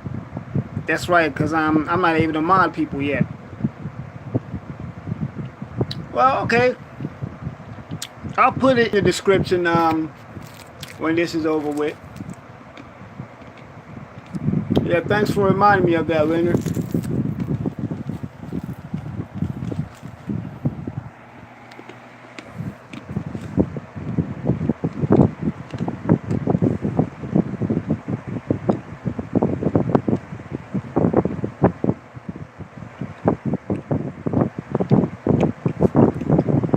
Battle rapper, this rap back then was a lot more interesting.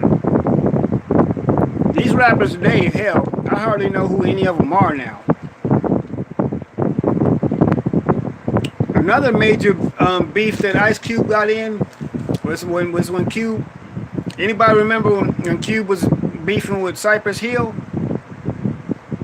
And he was also beefing with Cam and Solo at the same time because he did some shady business practices with them. He stole a hook from he stole Cypress Hill's hook, and you know that song he did called Wicked. Found out he stole that beat too from an East Coast rapper named King Son.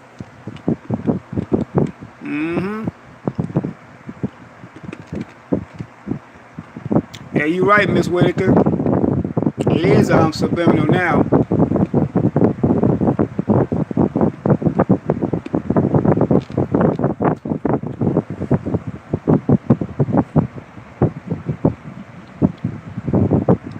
I think Death Certificate and America's Most Wanted was his best albums. Predator only had like a few good songs. Like I think Today Was a Good Day and Check Yourself were probably the best songs. Well, wait a minute. I think Wicked was on Predator too, right?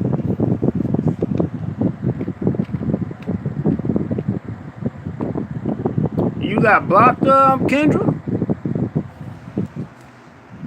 I don't know how, because I didn't block you.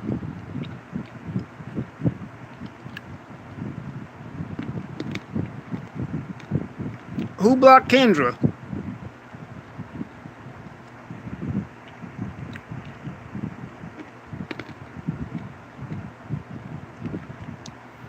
No, I didn't see nothing like that, Dog Boy, but I wouldn't doubt it. Matter of fact,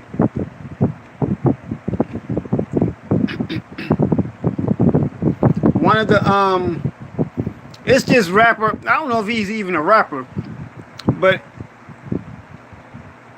have you seen this dude named Boonk Gang? This dude is a fool. That sounds like some dumb shit that he would do. Hop out of a car and dance to Drake. These rappers today are a bunch of skinny jeans wearing emo ass niggas today. That's what they are. Like Little Uzi Vert recently told his audience that they gonna go to hell with him.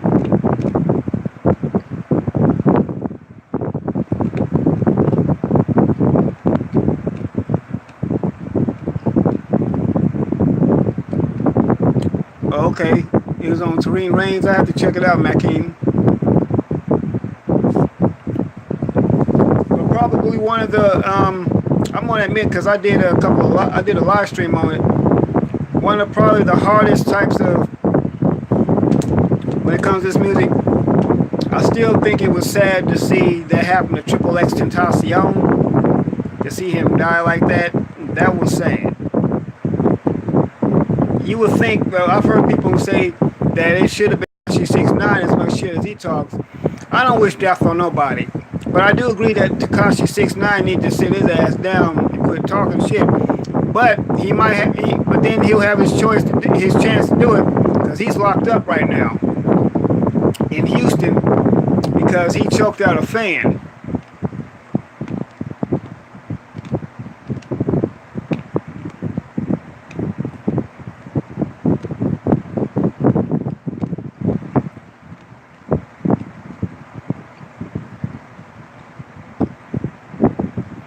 Yeah, I think that's him, Leonard. Yeah, that's Boom Gang. He does some of the dumbest shit. Matter of fact, he actually did a video where he actually almost OD'd. He laid up in the hospital thinking this shit is funny. I'm like, fool, you almost died, dumbass.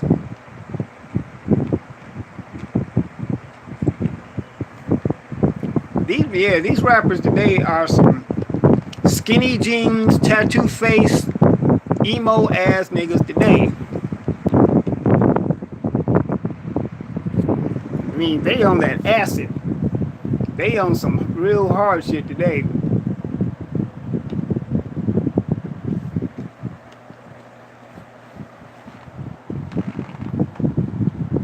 I remember recently, Tekashi 6ix9ine was in Chicago, but he was there at 3 o'clock in the morning on O Block, which is a known hood in Chicago. He on O Block, but he out there when people ain't active. Nigga, if you so bad as you claim to be, go during the daylight where the people can see you and where they most active. You don't want none of O Block. He don't want no parts of the South Side. See, I'm from the South Side. And he damn sure don't want to come to my neighborhood where I'm from with that bullshit. Because they'll roast his ass there.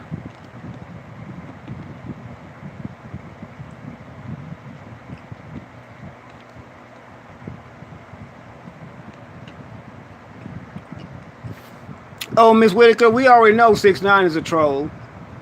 He been a troll. He trying to start fights with Chief Keef, taking his baby's mama out to shopping sprees and shit, just doing shit.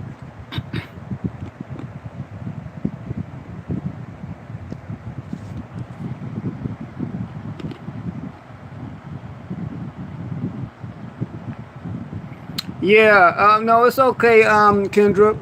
No need. I forgot.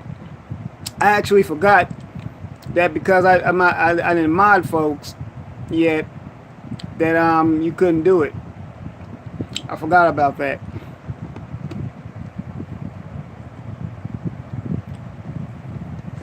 But I'm gonna put it in the comment section when the stream is over, and you can go to it then. I appreciate your effort though, Queen.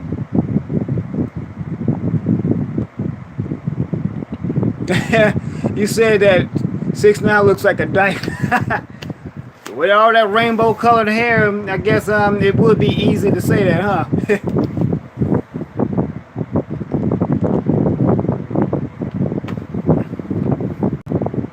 Yeah, I'll tell you. Yeah, he a troll though. He a troll rapper. But I tell you what, hip-hop as we know it today has been majorly appropriated. We gave our shit away. You got people like Post Malone and this old crazy ass girl, the Cash Me Outside girl, Danielle Begoli. She getting on my last nerves. She need to sit her little skinny ass down before somebody slap her.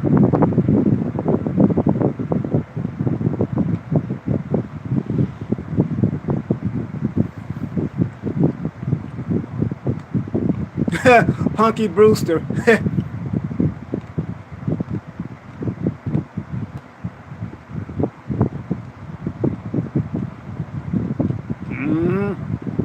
Culture vultures for real. I used to actually watch that show, Miss Whitaker.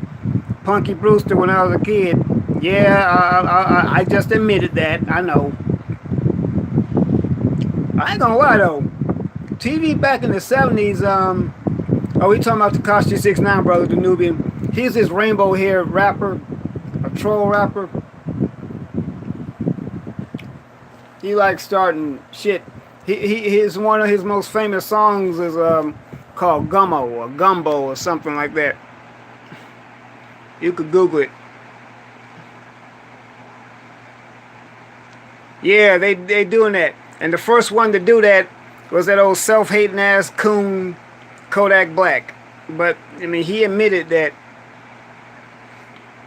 he admitted that he hates his color.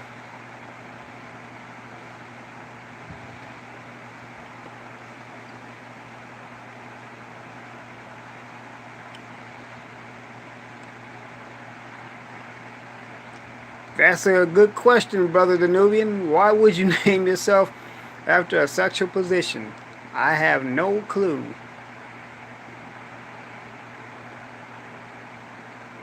Catch me out, right, Leonard? Leonard, you right. She only got famous though for being on Dr. Phil's show for saying that one thing, and then they thought she was just some damn sensation, and Kodak Black monkey ass gonna put her in a song, and then she accused him of molesting her or something. I'm like, hell, someone should slap her mom though for allowing her to do it.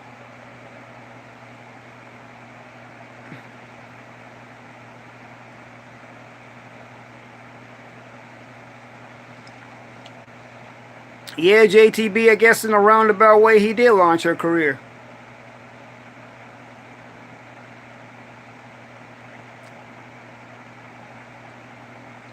Glock 9.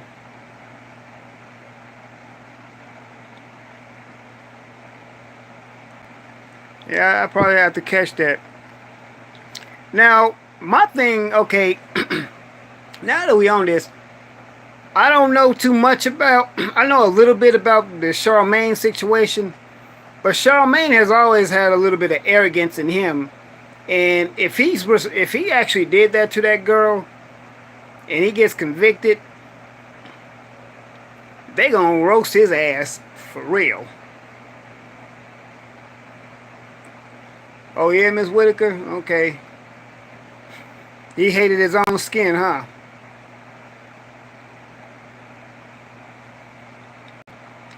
I mean, these dudes today get themselves caught up in situations. Hey, I agree with you, Dark Void, and that hair don't make it no better.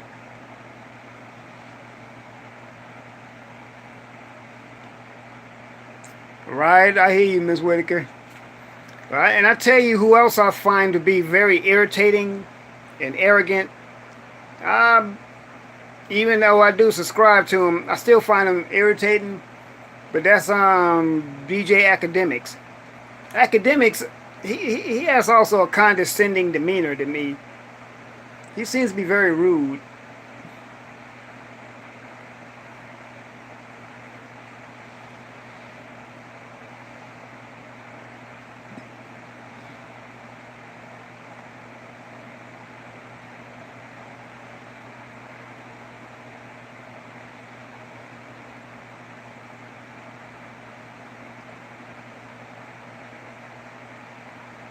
DJ Academics. Oh, whoa.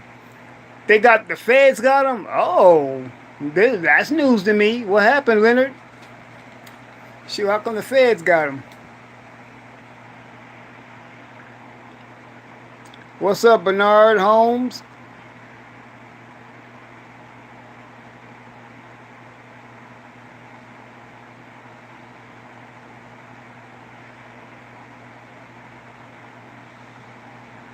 Yeah, that's right. Charmaine was he was in tight with Tommy Lauren, wasn't he? Yeah, well, I wonder where she is now to see if she could clear her man of these charges. Oh, he got caught with a gun, huh? Mm-hmm. I'm half black and half white, but I look white. Do you consider me white or black? A real question. Well, my thing about this, Bernard, is that I believed in the old adage that one drop of black blood makes you black. Now, living in the society that we live in, and you get pulled over by the right cop, he's gonna look at you as a black person and gonna still handle you accordingly. Now,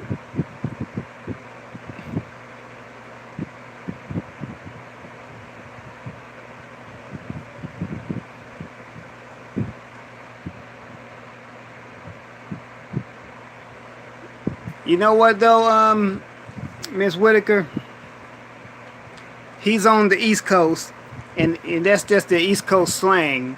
You know, they call each other God and B and son and all that stuff. No, that's how they talk. So, you know.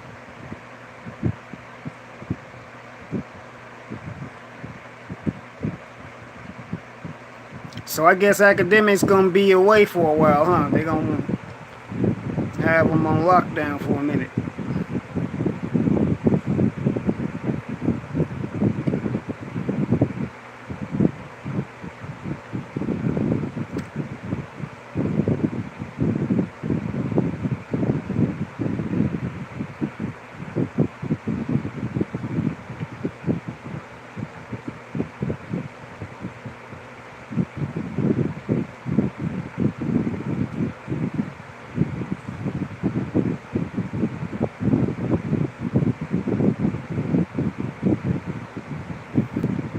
Well, I grew up also partially in the '90s, so I was around during the golden age of hip hop.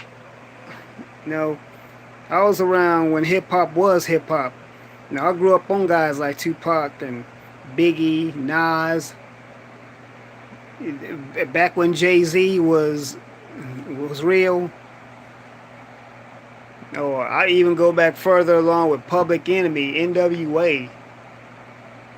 You know, with and without Ice Cube.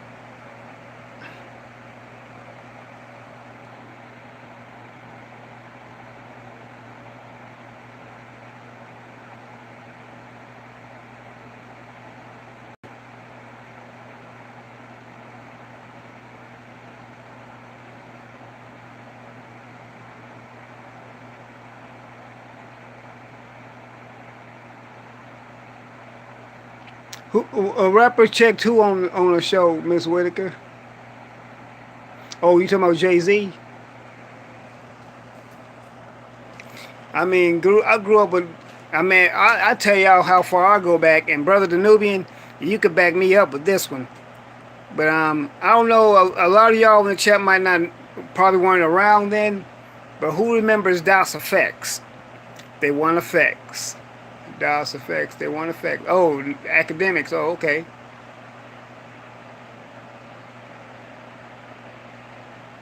Damn, got checked on his own show, huh? Good. Yeah, I go back to Curtis Blow too. Curtis Blow, Kumo D, Africa Mabata with his nasty ass before he did what he did, punk ass. The Zulu Nation, the Fushnikins. I go way back.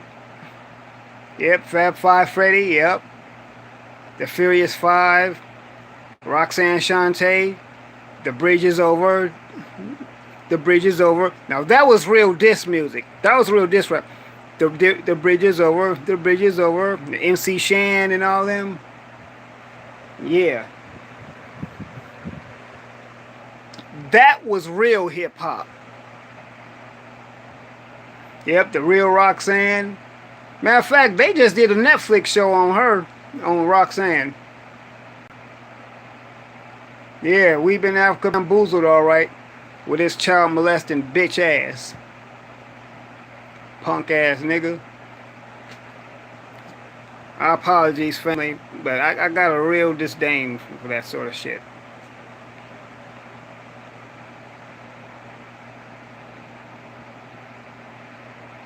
Oh, I remember Boss.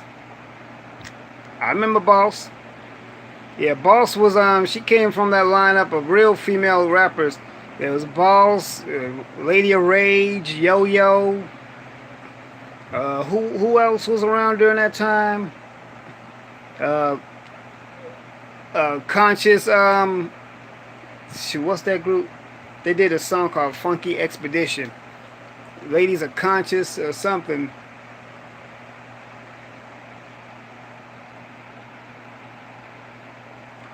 Oh, KRS-One defended academics. I don't know what he did that for. Yeah, you would think that KRS-One would know better than that. Conscious Daughters. Thank you, Leonard. Yeah. Yep, Conscious Daughters. I remember MC Light, Queen Latifah when she was at her prime. Moni Love. Yep. Moni in the middle. Where they at? In the middle. It's Moni in the middle. Where they at? Man, y'all, I'm going way back. Yeah, you know what? The interesting thing about that, Leonard, is that KRS-One back in the day made a song called "That's the Sound of the Police." Whoop whoop. That's the sound of the beast. When he was denouncing them, and now you say he with them people, huh? Yeah, it's amazing how people flip.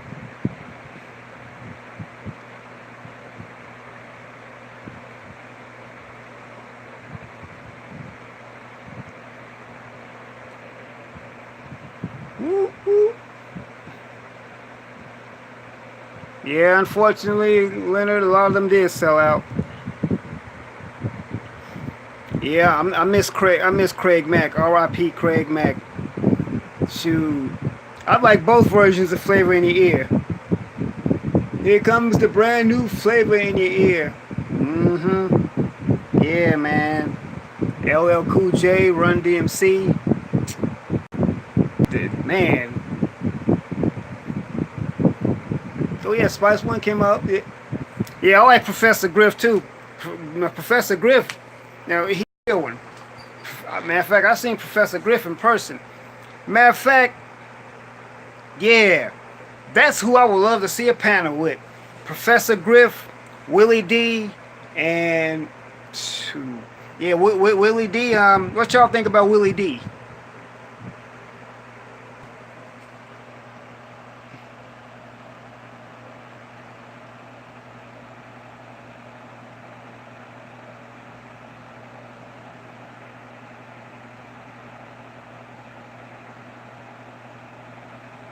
Yeah, I met Professor Griff in person.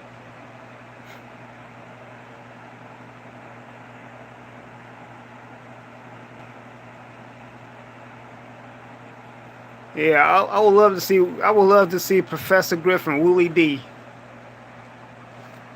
on a panel together. When I lived in Dallas, I seen Professor Griff. I went to one like a seminar. He had an event. He was talking about a book of his. See, Professor Griff. I don't know if y'all know this, but you know Professor Griff and Flavor Flav didn't get along. Flavor Flav, Professor Griff didn't like Flavor Flav because while they was doing while they were in Public Enemy, you know, Flavor Flav used to do. He was actually doing crack. Now he used to smoke crack while he was still in Public Enemy. And Professor Griff like, we making a song called "Keeping Kids Off of Crack," and you over here doing it. You know, Professor Griff and Flavor Flav did not like each other. Oh yeah, we know Flavor Flav is a coon. He done cooned out a long time ago. Remember that show he did called Flavor of Love? This was before he did the spinoff show with New York and all them. Now Flavor of Love, he cooned out with Sylvester Stallone's sloppy seconds with Bridget Nielsen, and she looked like damn it to hell.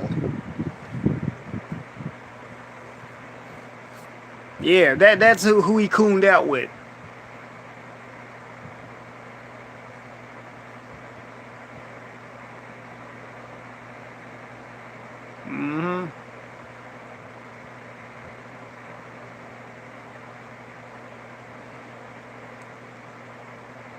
Yeah, I remember, yeah, Professor Griff, he used to date Zaza Ali. But you know what? I think that, you know, stuff happens. I heard about what happened between them. But you know what? I found out that, I think I think Tariq had something to do with that, because you know Professor Griffith, he doesn't like Tariq at all. I heard that Tariq had something to do with their relationship falling apart. It wouldn't surprise me not one bit.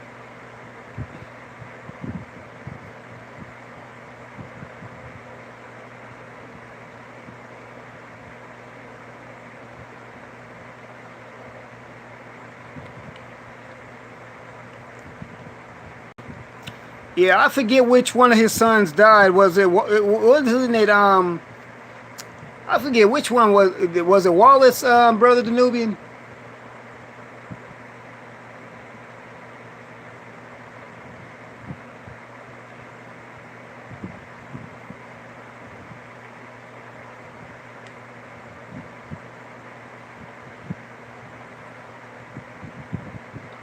Yeah, I think it was Wallace.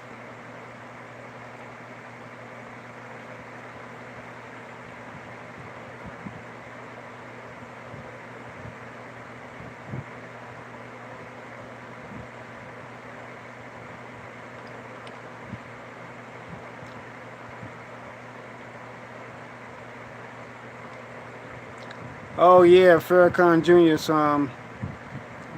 wait, Tariq was at Farrakhan Jr.'s son's funeral?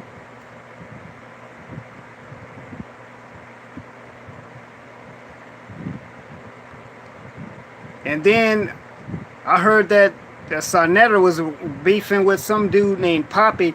Now I remember when Sarnetta and Javen Bullets was beefing. Now, I don't even know what that was even about. But see, that's the thing. That's what exactly. This is actually part of the thing that True Royals panel was about. All these so-called conscious people in the community beefing with each other over some of the most irrelevant shit. I don't like that. I mean, if we're gonna be for the people, be for the people. Now, all philosophical stuff, we're not gonna always agree over everything. But the thing is, we need to learn to keep our shit behind closed doors and not air that shit out in the public, because they're watching us. Them people are watching us, and they just want for some shit to pop off with us, so they can say, "See, look at them. Look at the niggas." See, that was the thing, because I did videos on this before. When Tariq and Umar had their thing, they aired up their differences. And it didn't help that Boyce was hopped his happy ass on the train too, and started siding with Tariq against Umar, because him and Umar had some prior shit. But now Boyce is once again getting drugged under the bus now because of some shit that he did with one of his former associates. See, shit has a way of coming back around. You know, you heard that expression, if shit rolls downhill. That's real.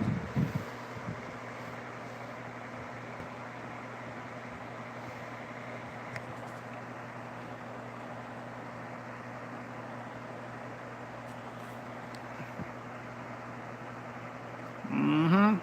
Yep.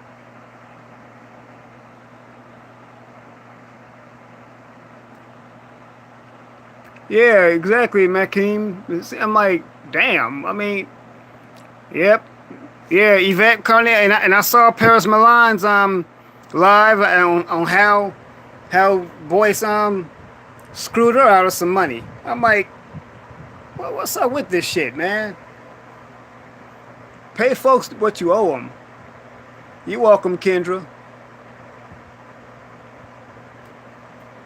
I like Paris too. I like Paris Milan also. She's really sweet. I think she's a beautiful young lady too.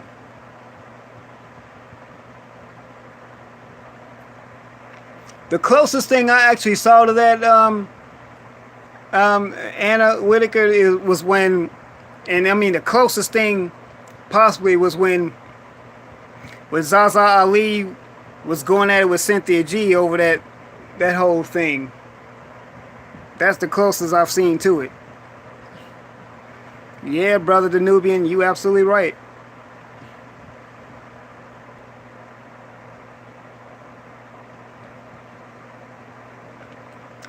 don't know JTB, but I really do not want to bring his name up.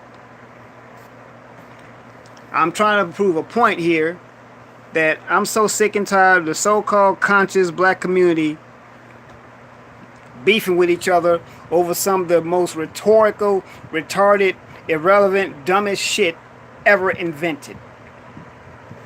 And then what makes it worse, they air out their differences in public for the world to see. Like I said, I made videos about Tariq and Umar. I made a video about a couple years ago when Tariq went to DJ Vlad's show and confronted Tommy Sotomayor. I actually made a video wanting to do a mediation between those two, trying to get them together to see if they could air out their differences in private and see if they can come together. And I was serious. And I was actually serious about trying to get them to bring some peace.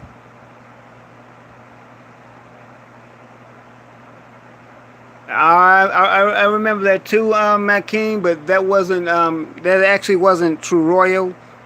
That radical sister got into it with. It was on Infoman show. I know what you're talking about. That was somebody else. But True Royal did have some past differences with radical sister before.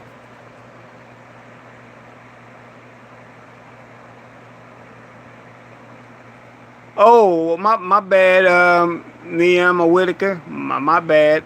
I am so sorry about that.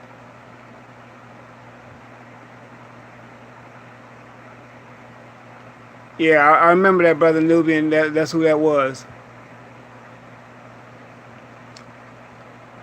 My bad, bro.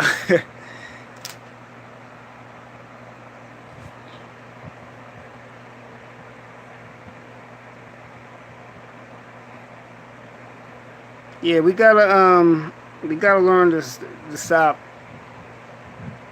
beefing with each other. I made a promise 2 years ago, and I'm still sticking to this, that I wasn't gonna get into no beefs with no other YouTubers, and I mean that. And that even goes for trolls. One thing I'm learning is you don't have to always respond to the trolls. Let them talk and just learn to ignore them. Yeah, I know I made a troll about, I did a video about a particular troll that I got a history with.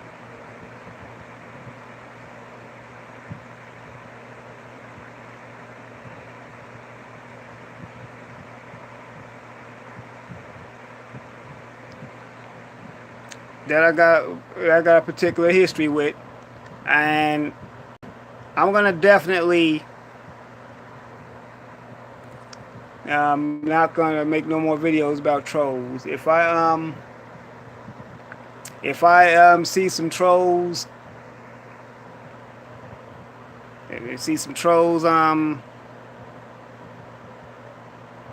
hey, they want to say something. Now, unless they get in the chat and just be real disrespectful, I would definitely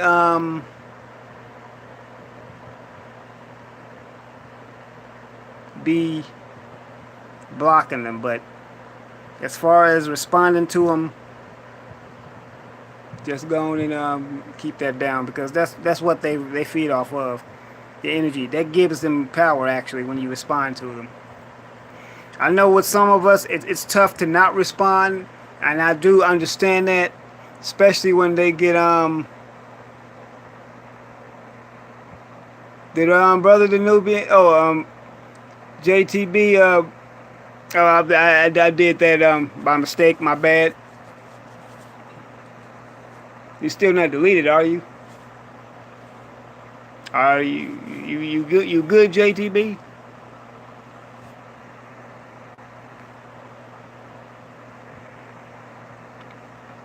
Just fooling around here.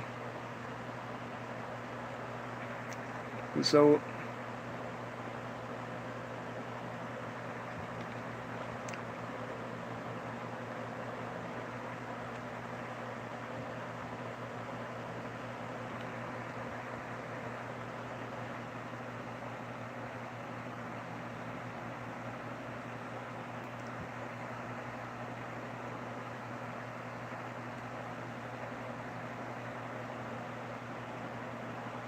But JTB, you good?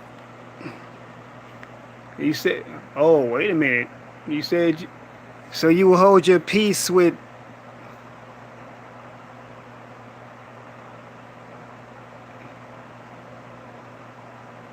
true royal family. Well, okay. Just chill, JTB. All right. Okay. Yeah, hold your peace. All right. Like I said before, I don't like conflict. I try to run a peaceful chat.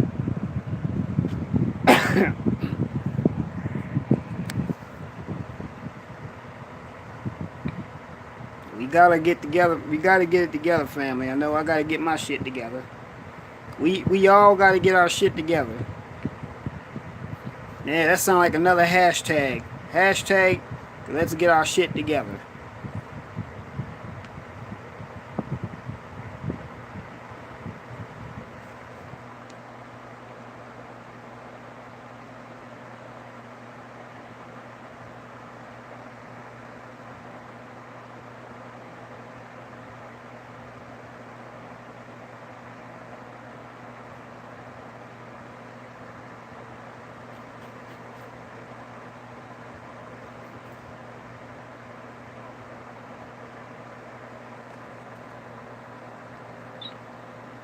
If you can respond, JTB, let me know. Say something. I think I mistook what you said as something else from, but that was you that said that. You said you will hold your peace.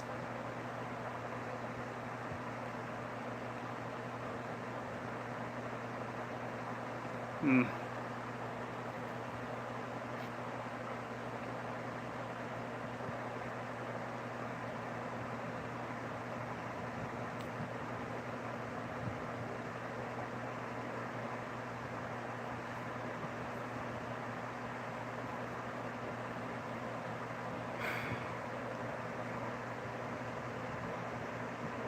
It's getting late.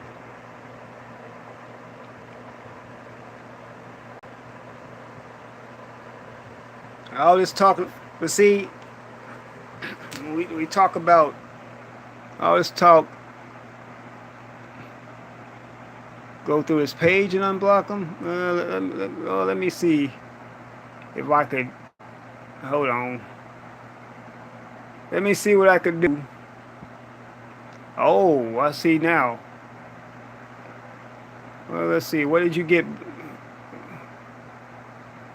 Hold on. What did you get deleted for?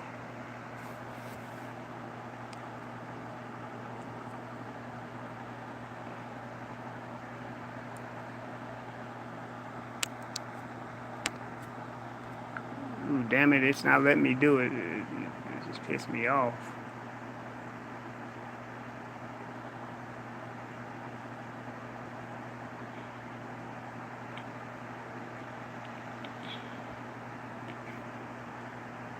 Hey, I thought I just unblocked it. Unblocked them. Yo, JTB, you Oh, okay, there you go. Yeah, about to say, you should be unblocked. I think I took something you said, though, as a troll comment. You know you've been kind of hot lately, bro. So I'm just being a little bit quick with the finger.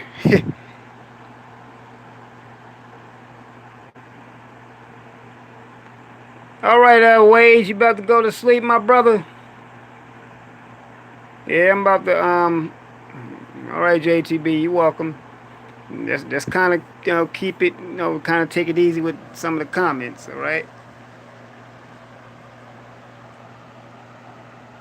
But yeah, yeah, Wade, good night, bro. Go and get you some rest, my brother.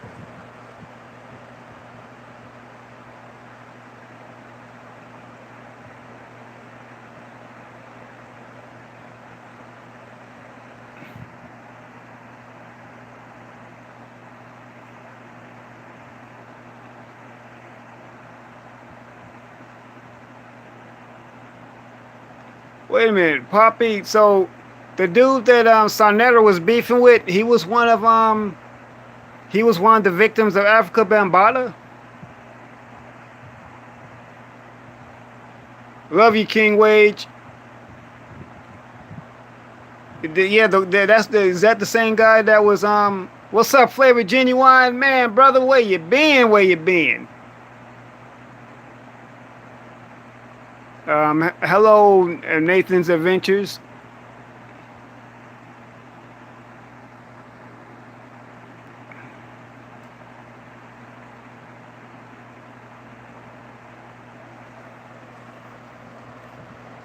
Yeah, when it comes to that beef shit, I stay away from that. I don't do beefs. The only time I do beef is if it's on my plate and I got a knife and fork and eating it. And even then, I'm trying to stay away from it because I'm trying to eat more fish and chicken. But that's another story altogether.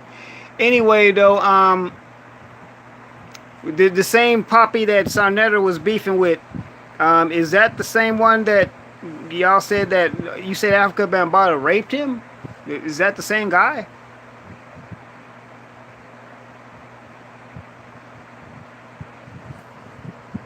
How old was he? How old is he now?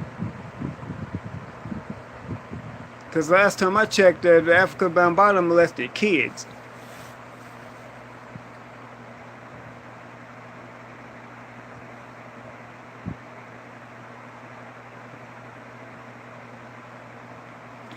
Oh yeah, I look at Maurice Muhammad too.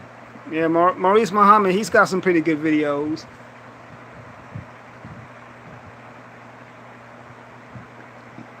Conjunctivitis. What is that, Melia? What is that? I hope it's not contagious. I'm glad to see you, Flavored, man. I haven't seen you in like 20 years.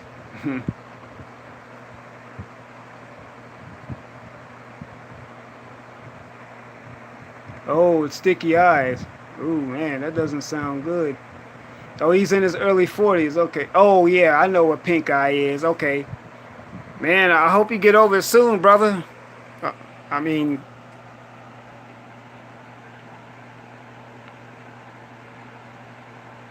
I hope you get over it soon. Yeah, I'm very familiar with pink eye because I have had it before. I just never knew the scientific name for it. You know what? You know what, Mayor Whitaker? That's a good question. I heard that Black's channel was just taken down. I think it got trolled, taken over by some trolls, and I think it just got taken down. That's the $1,000,000 question right there. Because I used to go to Golden Black's live streams all the time. Her streams was popping. And you know, because me and Black we were mods on Cynthia G's channels. She was like Cynthia G's right hand woman.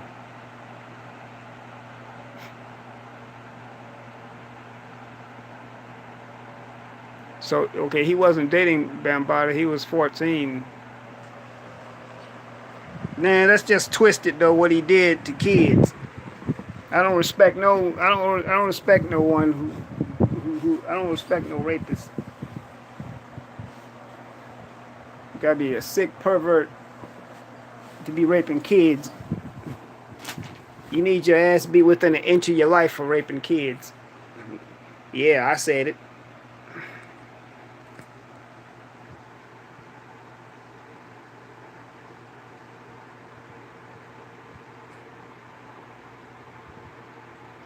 Yeah, I agree. I'm a Whitaker. Yep, her lives were very lit.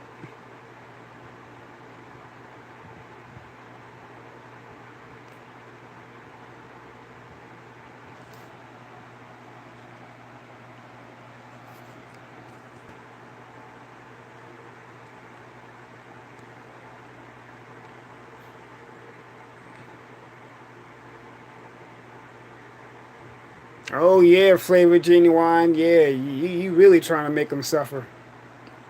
I know exactly what you mean, bruh.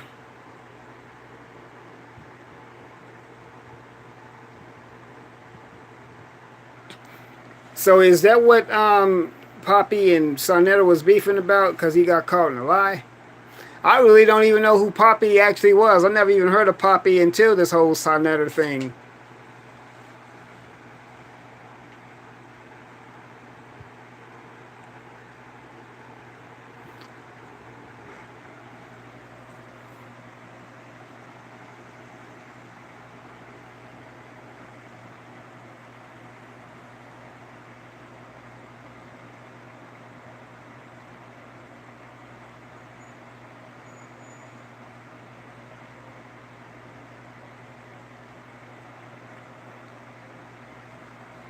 Yeah, the shoe Golden Black will go in. She will go in on folks.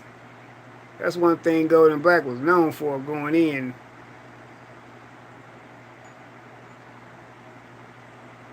Oh, okay. Well, I certainly hope that they got it out of their system. I really do. Matter of fact, didn't Sonetta did he cancel his award show that he was supposed to be having?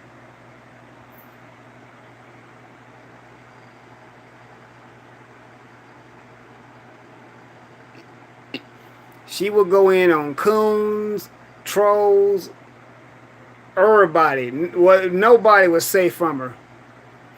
Nobody was safe.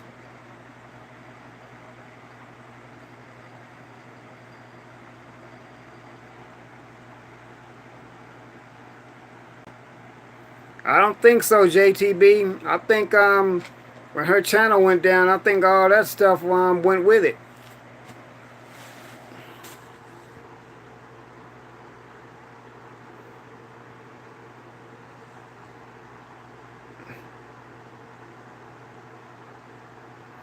But you know what though, Leonard?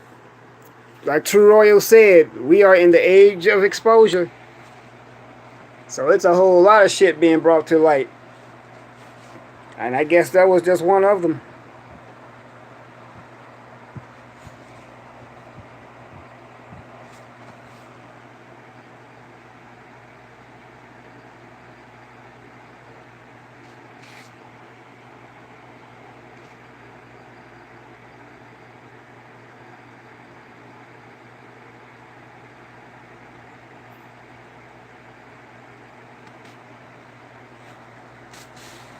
You know what though? The thing about social media too, I noticed social media makes a whole lot of tough guys. And when I say that, you get all kind of warriors come out on social media. We call them keyboard warriors. It's real easy to talk greasy behind a keyboard and have an avatar hiding your identity. But when it comes to some up and close and personal, close quarters type of shit, your ass is quiet as a church mouse.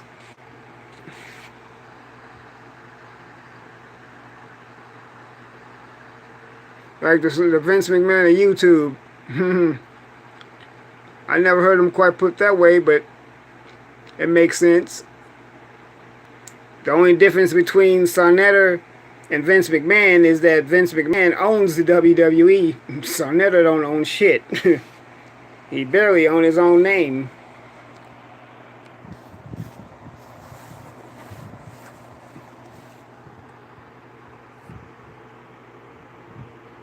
Oh, so he did have them.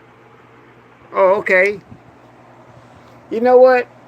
I don't I don't I don't mind people being appreciated and recognized for what they do, but I do tend to agree with something that Information Man said. He said that why are we awarding people with something, celebrating with what we should be doing anyway? I mean, we really should be in a position where we're celebrating because we still got a lot of work to do, and I agree. You know, the race soldiers are still shooting us down the streets.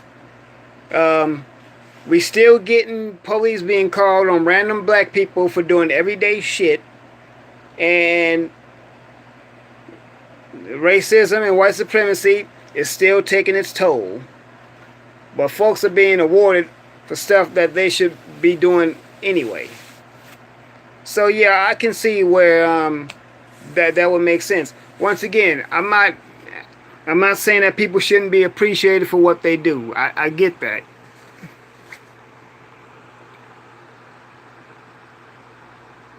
He'll give you a dashiki and call you a master teacher, prophet. What the hell?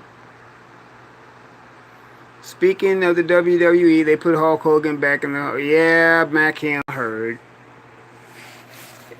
Yo, I ain't gonna lie, I'm a fan of the WWE. I know it's racist as shit, but I love wrestling.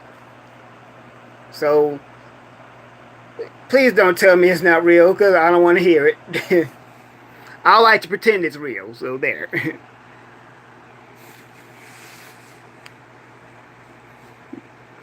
But,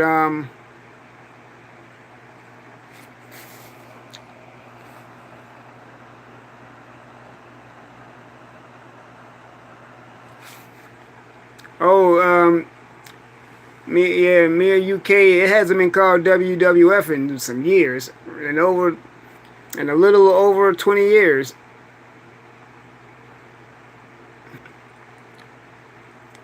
Yeah, they do, they do have the black men in buck dancing type of positions. I will say that much. I will probably say the realest one, the realest black wrestler in WWE that I can think of will probably be Booker T. Cause see, Booker T, he ain't with the buck dance and all that other bullshit they doing.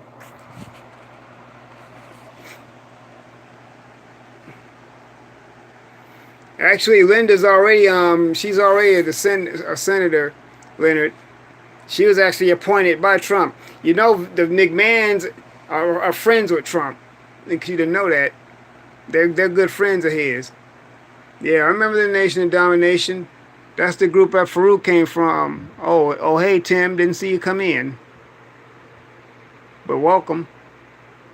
Yeah, Booker T, he's still there, but he's not wrestling. He's doing commentating. Bobby Lashley came back. Yeah. Booker T's a commentator. Bobby Lashley's back. Right, Tim? Yeah, Bobby Lashley. Let's hope that they don't have him buck dancing. I would like to see him go up against Brock Lesnar. Matter of fact, I call Bobby Lashley Black Lesnar because you know, he's got the same kind of demeanor, same kind of drive, you know, as Brock. But there was a time when they wouldn't let a black man win the main belts. Oh yeah, Trump did shave his head. I saw that. That was at one of the WrestleManias flavored. I saw that one. Stone Cold Steve Austin was the special guest referee. Matter of fact, Bobby Lashley was also part of that one too. Bobby Lashley was actually backed. He was being backed by Donald Trump. It was a Battle of the Billionaires match. Donald Trump backed Bobby Lashley, and Vince McMahon was backing Umaga, the late Umaga. So, yeah, I remember when he was on TNA. That didn't last long. And then Bobby Lashley went to the UFC for a little bit too.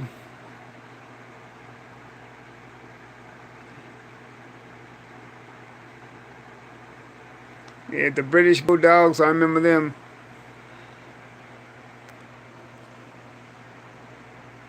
Yeah, I remember them bringing Hulk Hogan back. You know, it's amazing how when one of them makes racist comments, all they can do is apologize for it and everything is fine, slap on the wrist, don't do it again.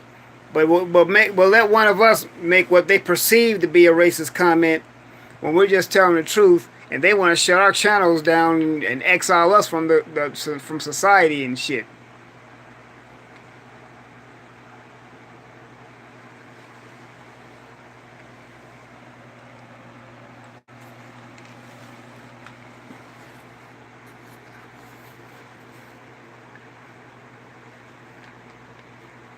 Yeah, I remember Junkyard Dog. That's how far back I go watching it.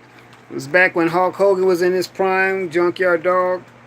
Yeah, Junkyard Dog, he died in a car accident. Teddy Long, yep.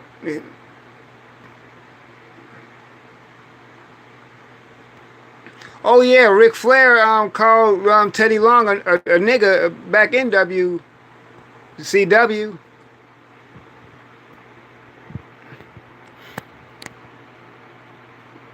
Yeah, he called him a nigga back in WCW. WCW was a plain, straight up racist organization. As a matter of fact, speaking of Junkyard Dog, I remember when Junkyard Dog was wrestling. Junkyard Dog was wrestling Greg the Hammer Valentine. Greg the Hammer Valentine made some racist comments toward Junkyard Dog, saying that he's gonna call him boy, saying that he gonna make him scrub floors and all that other shit. And matter of fact, Ric Flair and Triple H made some racist comments toward Booker T. They did something like that.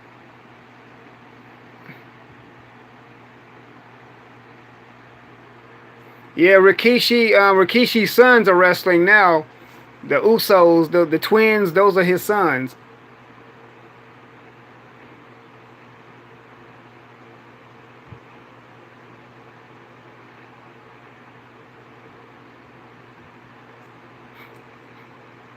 Exactly, Mia's page. Well, blacks really can't be racist because we don't own shit.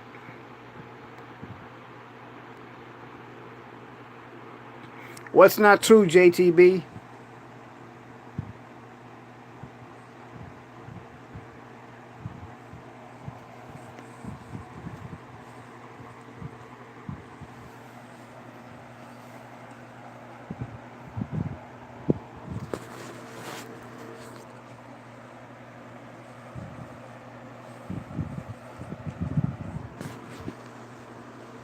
Hold on, family. Y'all talk amongst yourselves.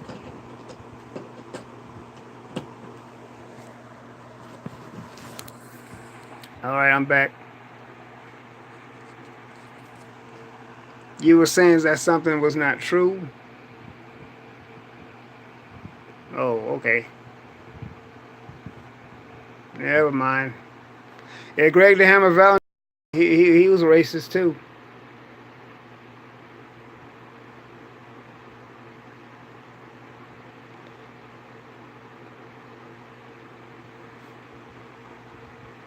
Yeah, Harlem Heat. That was Booker T and his brother Stevie Ray. That was back in WCW. Yeah, but WCW was hella racist. Matter of fact, Teddy Long said that Ole Anderson called him a nigga too. Mm-hmm.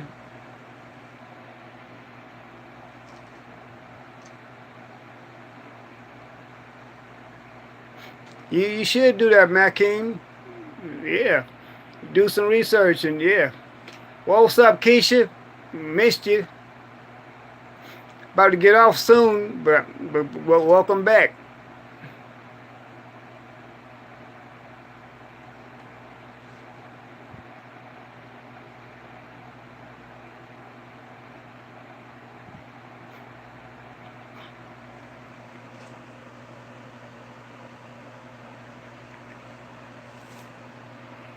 But anytime when you deal with institutions that is dominated by the dominant culture, which is ruled by the dominant culture, expect some racism to follow. It's only in it's because it's inherent. It's by default. It's the natural order. When you deal with institutions that is ruled and maintained by them, you're gonna see some racism. Point blank, plain and simple. Oh, had to clean the ambulance, Keisha. What's one of the patients puked in it or pissed and shit in it or something?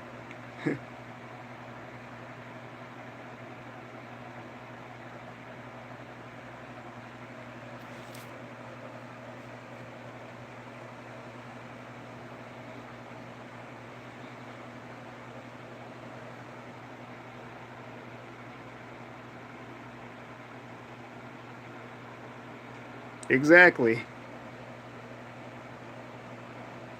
That's something too I want to talk about. Yeah, that's something. I wonder why there are not enough black parents adopting children, adopting black children in particular. I recently read an article about Tommy Davidson, the comedian. He was actually adopted, by a white woman, and she raised him as her son because his own mom left him abandoned. But my question is, why aren't there more black parents adopting black children? You hardly ever see that.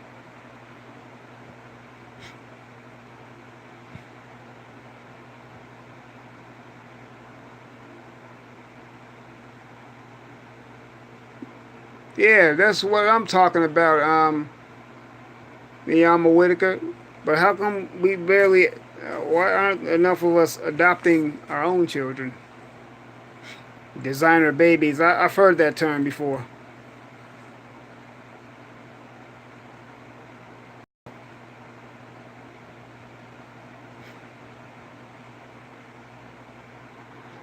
Did you hear about that story out of Iowa where these demonic parents tortured their adopted Ghanaian kids? You know what? I heard bits and pieces of that, Makim. I will definitely have to read up on that a little bit more, but I did hear about bits and pieces of that.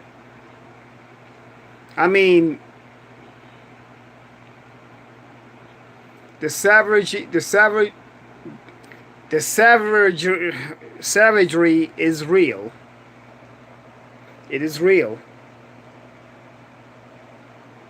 And yet they give these people slaps on the wrist. Oh, Phil did a video about it. I will have to check that out.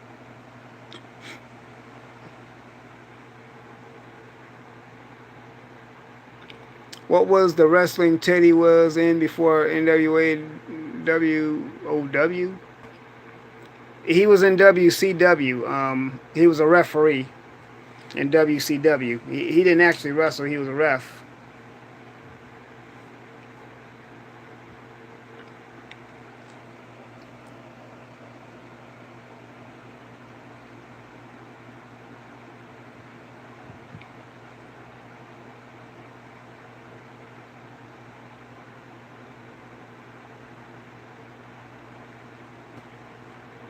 I didn't hear about that flavored genuine, but yeah, I agree with you though. That is good.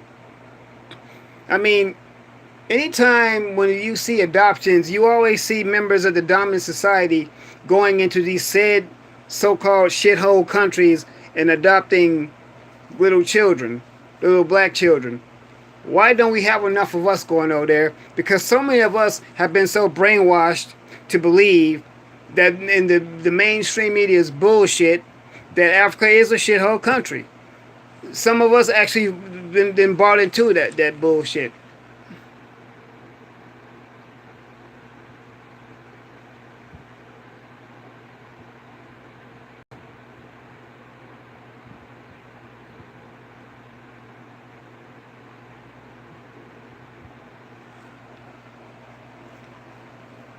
Oh, he was one of the bad guys managers even in WCW too, huh, Leonard? Oh, okay. I know he was in WWE. He used to manage. Matter of fact, it was called Rock'em Sock'em Industries. He managed Rodney Mack and Mark Henry. He also managed Jazz. She was married to Rodney Mack. He used to have something on Monday Night Raw called the White Boy Challenge. Basically, it was like the second coming of the Nation of Domination, almost.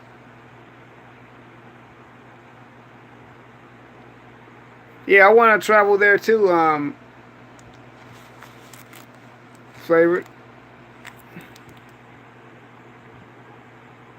There was this white lady who adopted a black boy, and she doesn't, and she dressing him up like a little girl. Got him wearing braids and dresses and shit.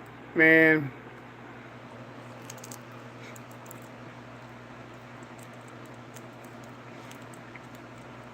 but yet they want to get on our cases for simply disciplining our children. Oh, Charlize Theron, don't even get me started on her. She's actually from South Africa.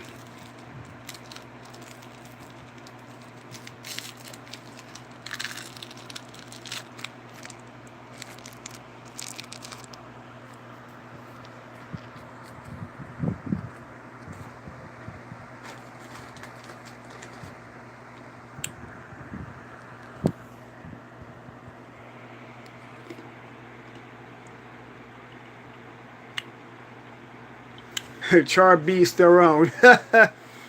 That's a good one, brother, the Nubian.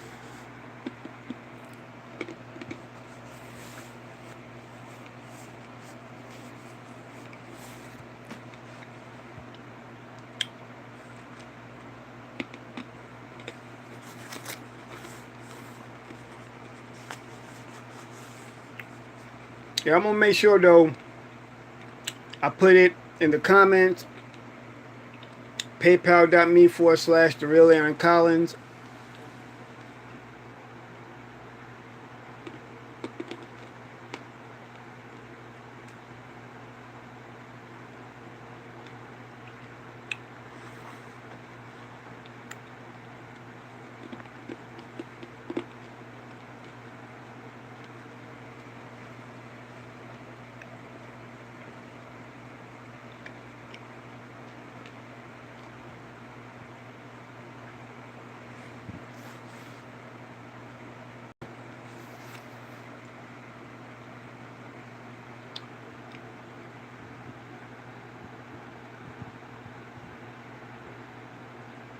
Oh yeah, the AWA, that was one of the smaller organizations from back in the territory days.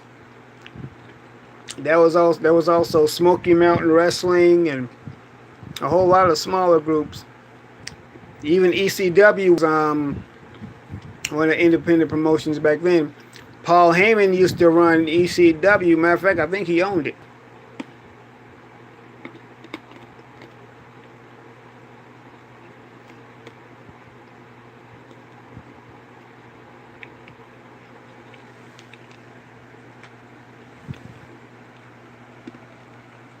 You know, Booker T actually has his own wrestling promotion in Texas.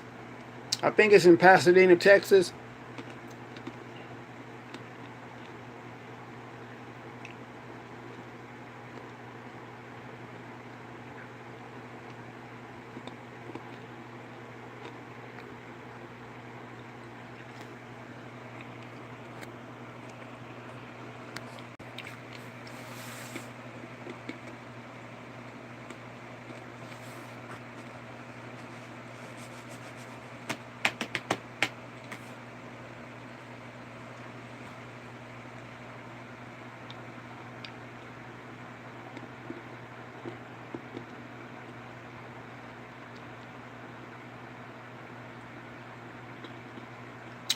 Oh, I thought he owned ECW.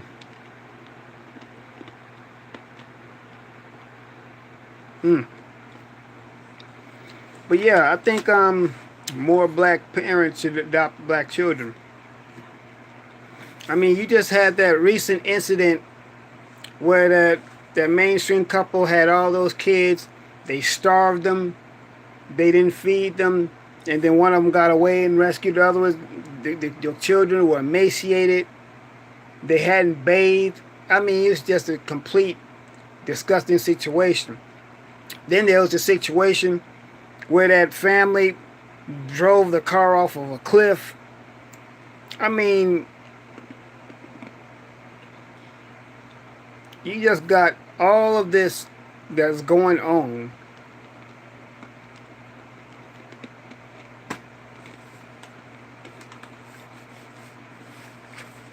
And just need to be more, we need to be aware of this sort of stuff.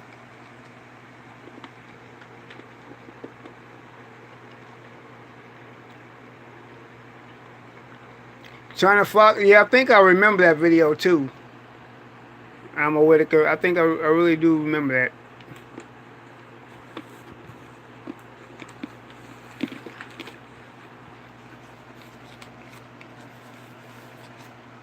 Yeah, it is some sick demonic depravity.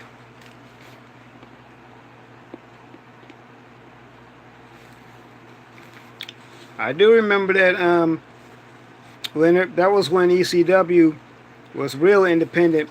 When in order to watch it, you had to pay for it. That was back when it was real. Yeah, that's who that was. Yeah, there was a gay couple, and they adopted all those children, melanated children, and drove them off a cliff.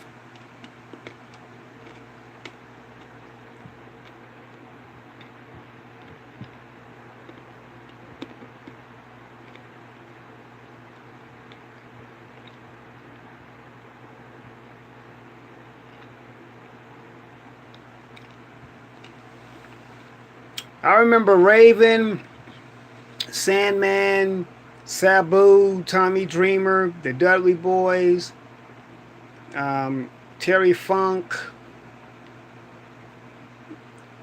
Um, oh, it was quite a few of them.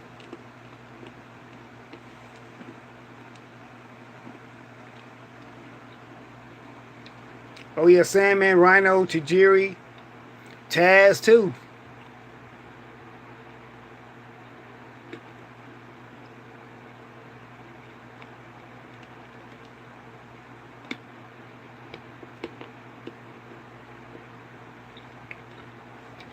But not just that flavored genuine, but high IQ too. So-called high IQs.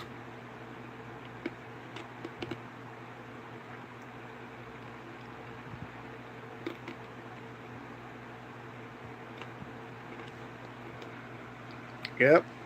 The Japanese buzzsaw Tajiri came out of there too.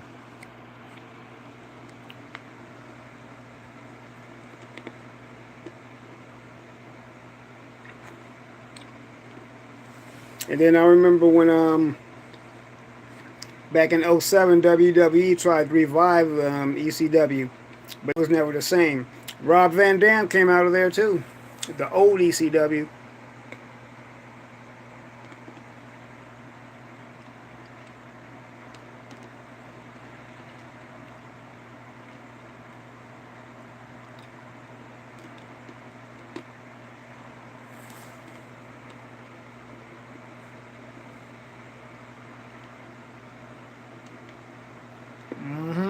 The Green Mist, yep.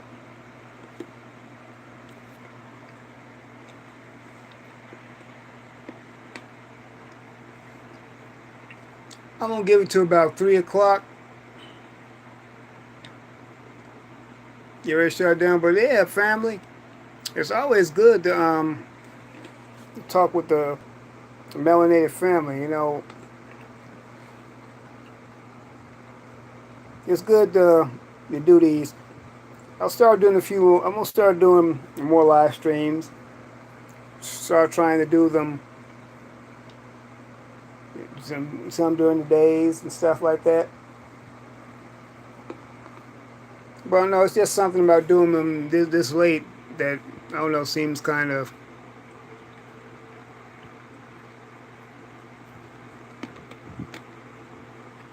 It makes it a little bit more relaxing. Of course, I realize a lot of people are not up and stuff, but I try to keep the family intrigued and all. And as y'all can see, I like I like peaceful streams. I don't like all that drama. I don't like a whole lot of bullshit and garbage. I don't like a whole lot of mess. I like to keep it I like to keep it peaceful and intriguing and engaging.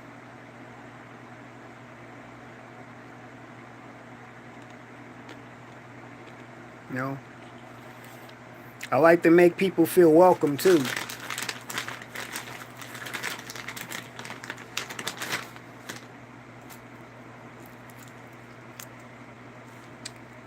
Basically, these streams I do, I'm in a troll-free zone.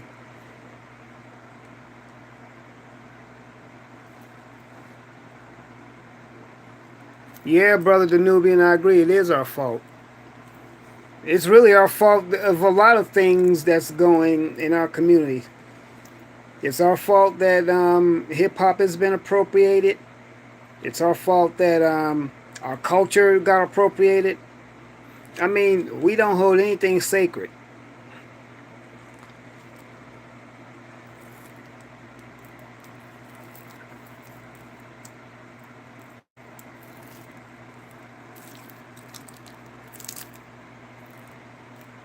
It's our fault that our neighborhoods are getting gentrified. Well, it's not completely our fault, but we're not fighting enough. And then when it really starts happening, when it really starts happening, at the last minute, we want to start crying and shit. But it's too late now.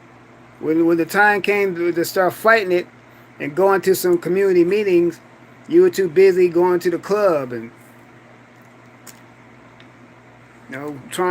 too busy out smoking and drinking, getting turning up and shit. And now some real shit then came on your ass, and now you can't deal with it. Exactly, favorite genuine. Matter of fact, before you came in, we were just talking about that, on how we're so quick to go in and take up for everyone else, but we won't take up for our own.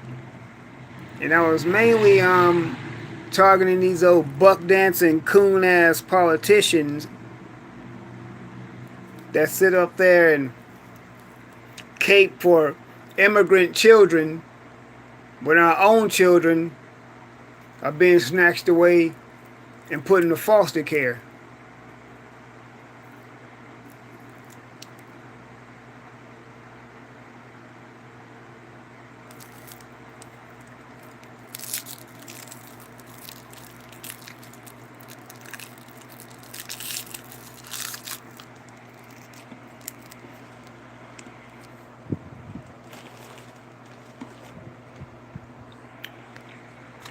All these bootlicking, butt kissing, buck dancing, stepping fetched ass coons have got to go into politics.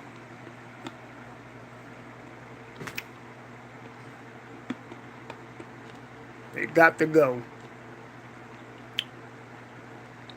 Yeah, I went in on Maxine Hair Hat Waters too, Leonard. More like Maxine watered down, because she's been severely watered down and compromised.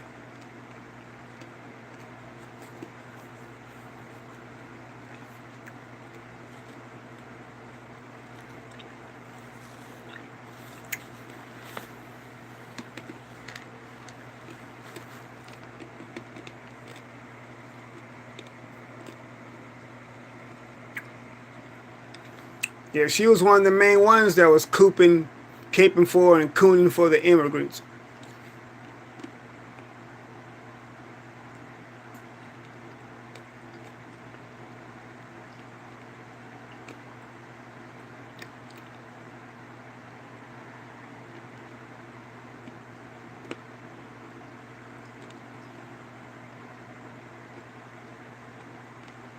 Mm-hmm.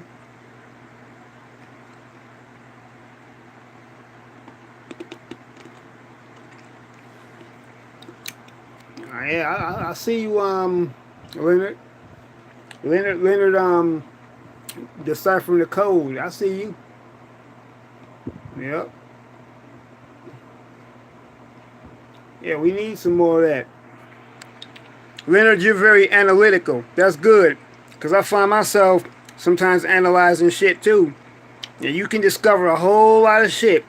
You could discover an entire hidden world of bullshit right under your noses if you just pay real close attention to what's being done and what's being said. I've been able to do that before too. It's basically, all it is just basically employing our critical thinking.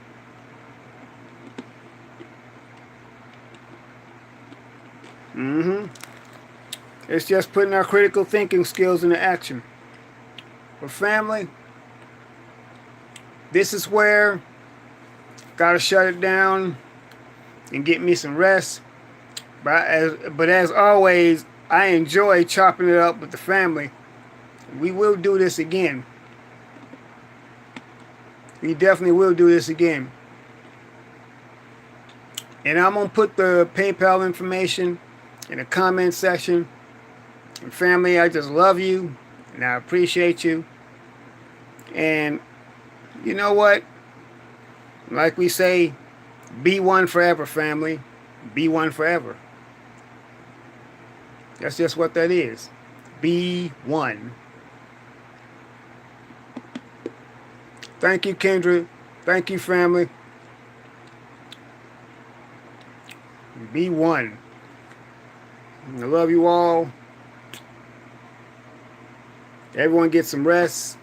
Or for those of you who are just getting up, have a great day. Happy Grand Rising. And that's just what that is. Let's just continue on and keep it pushing, family. All right.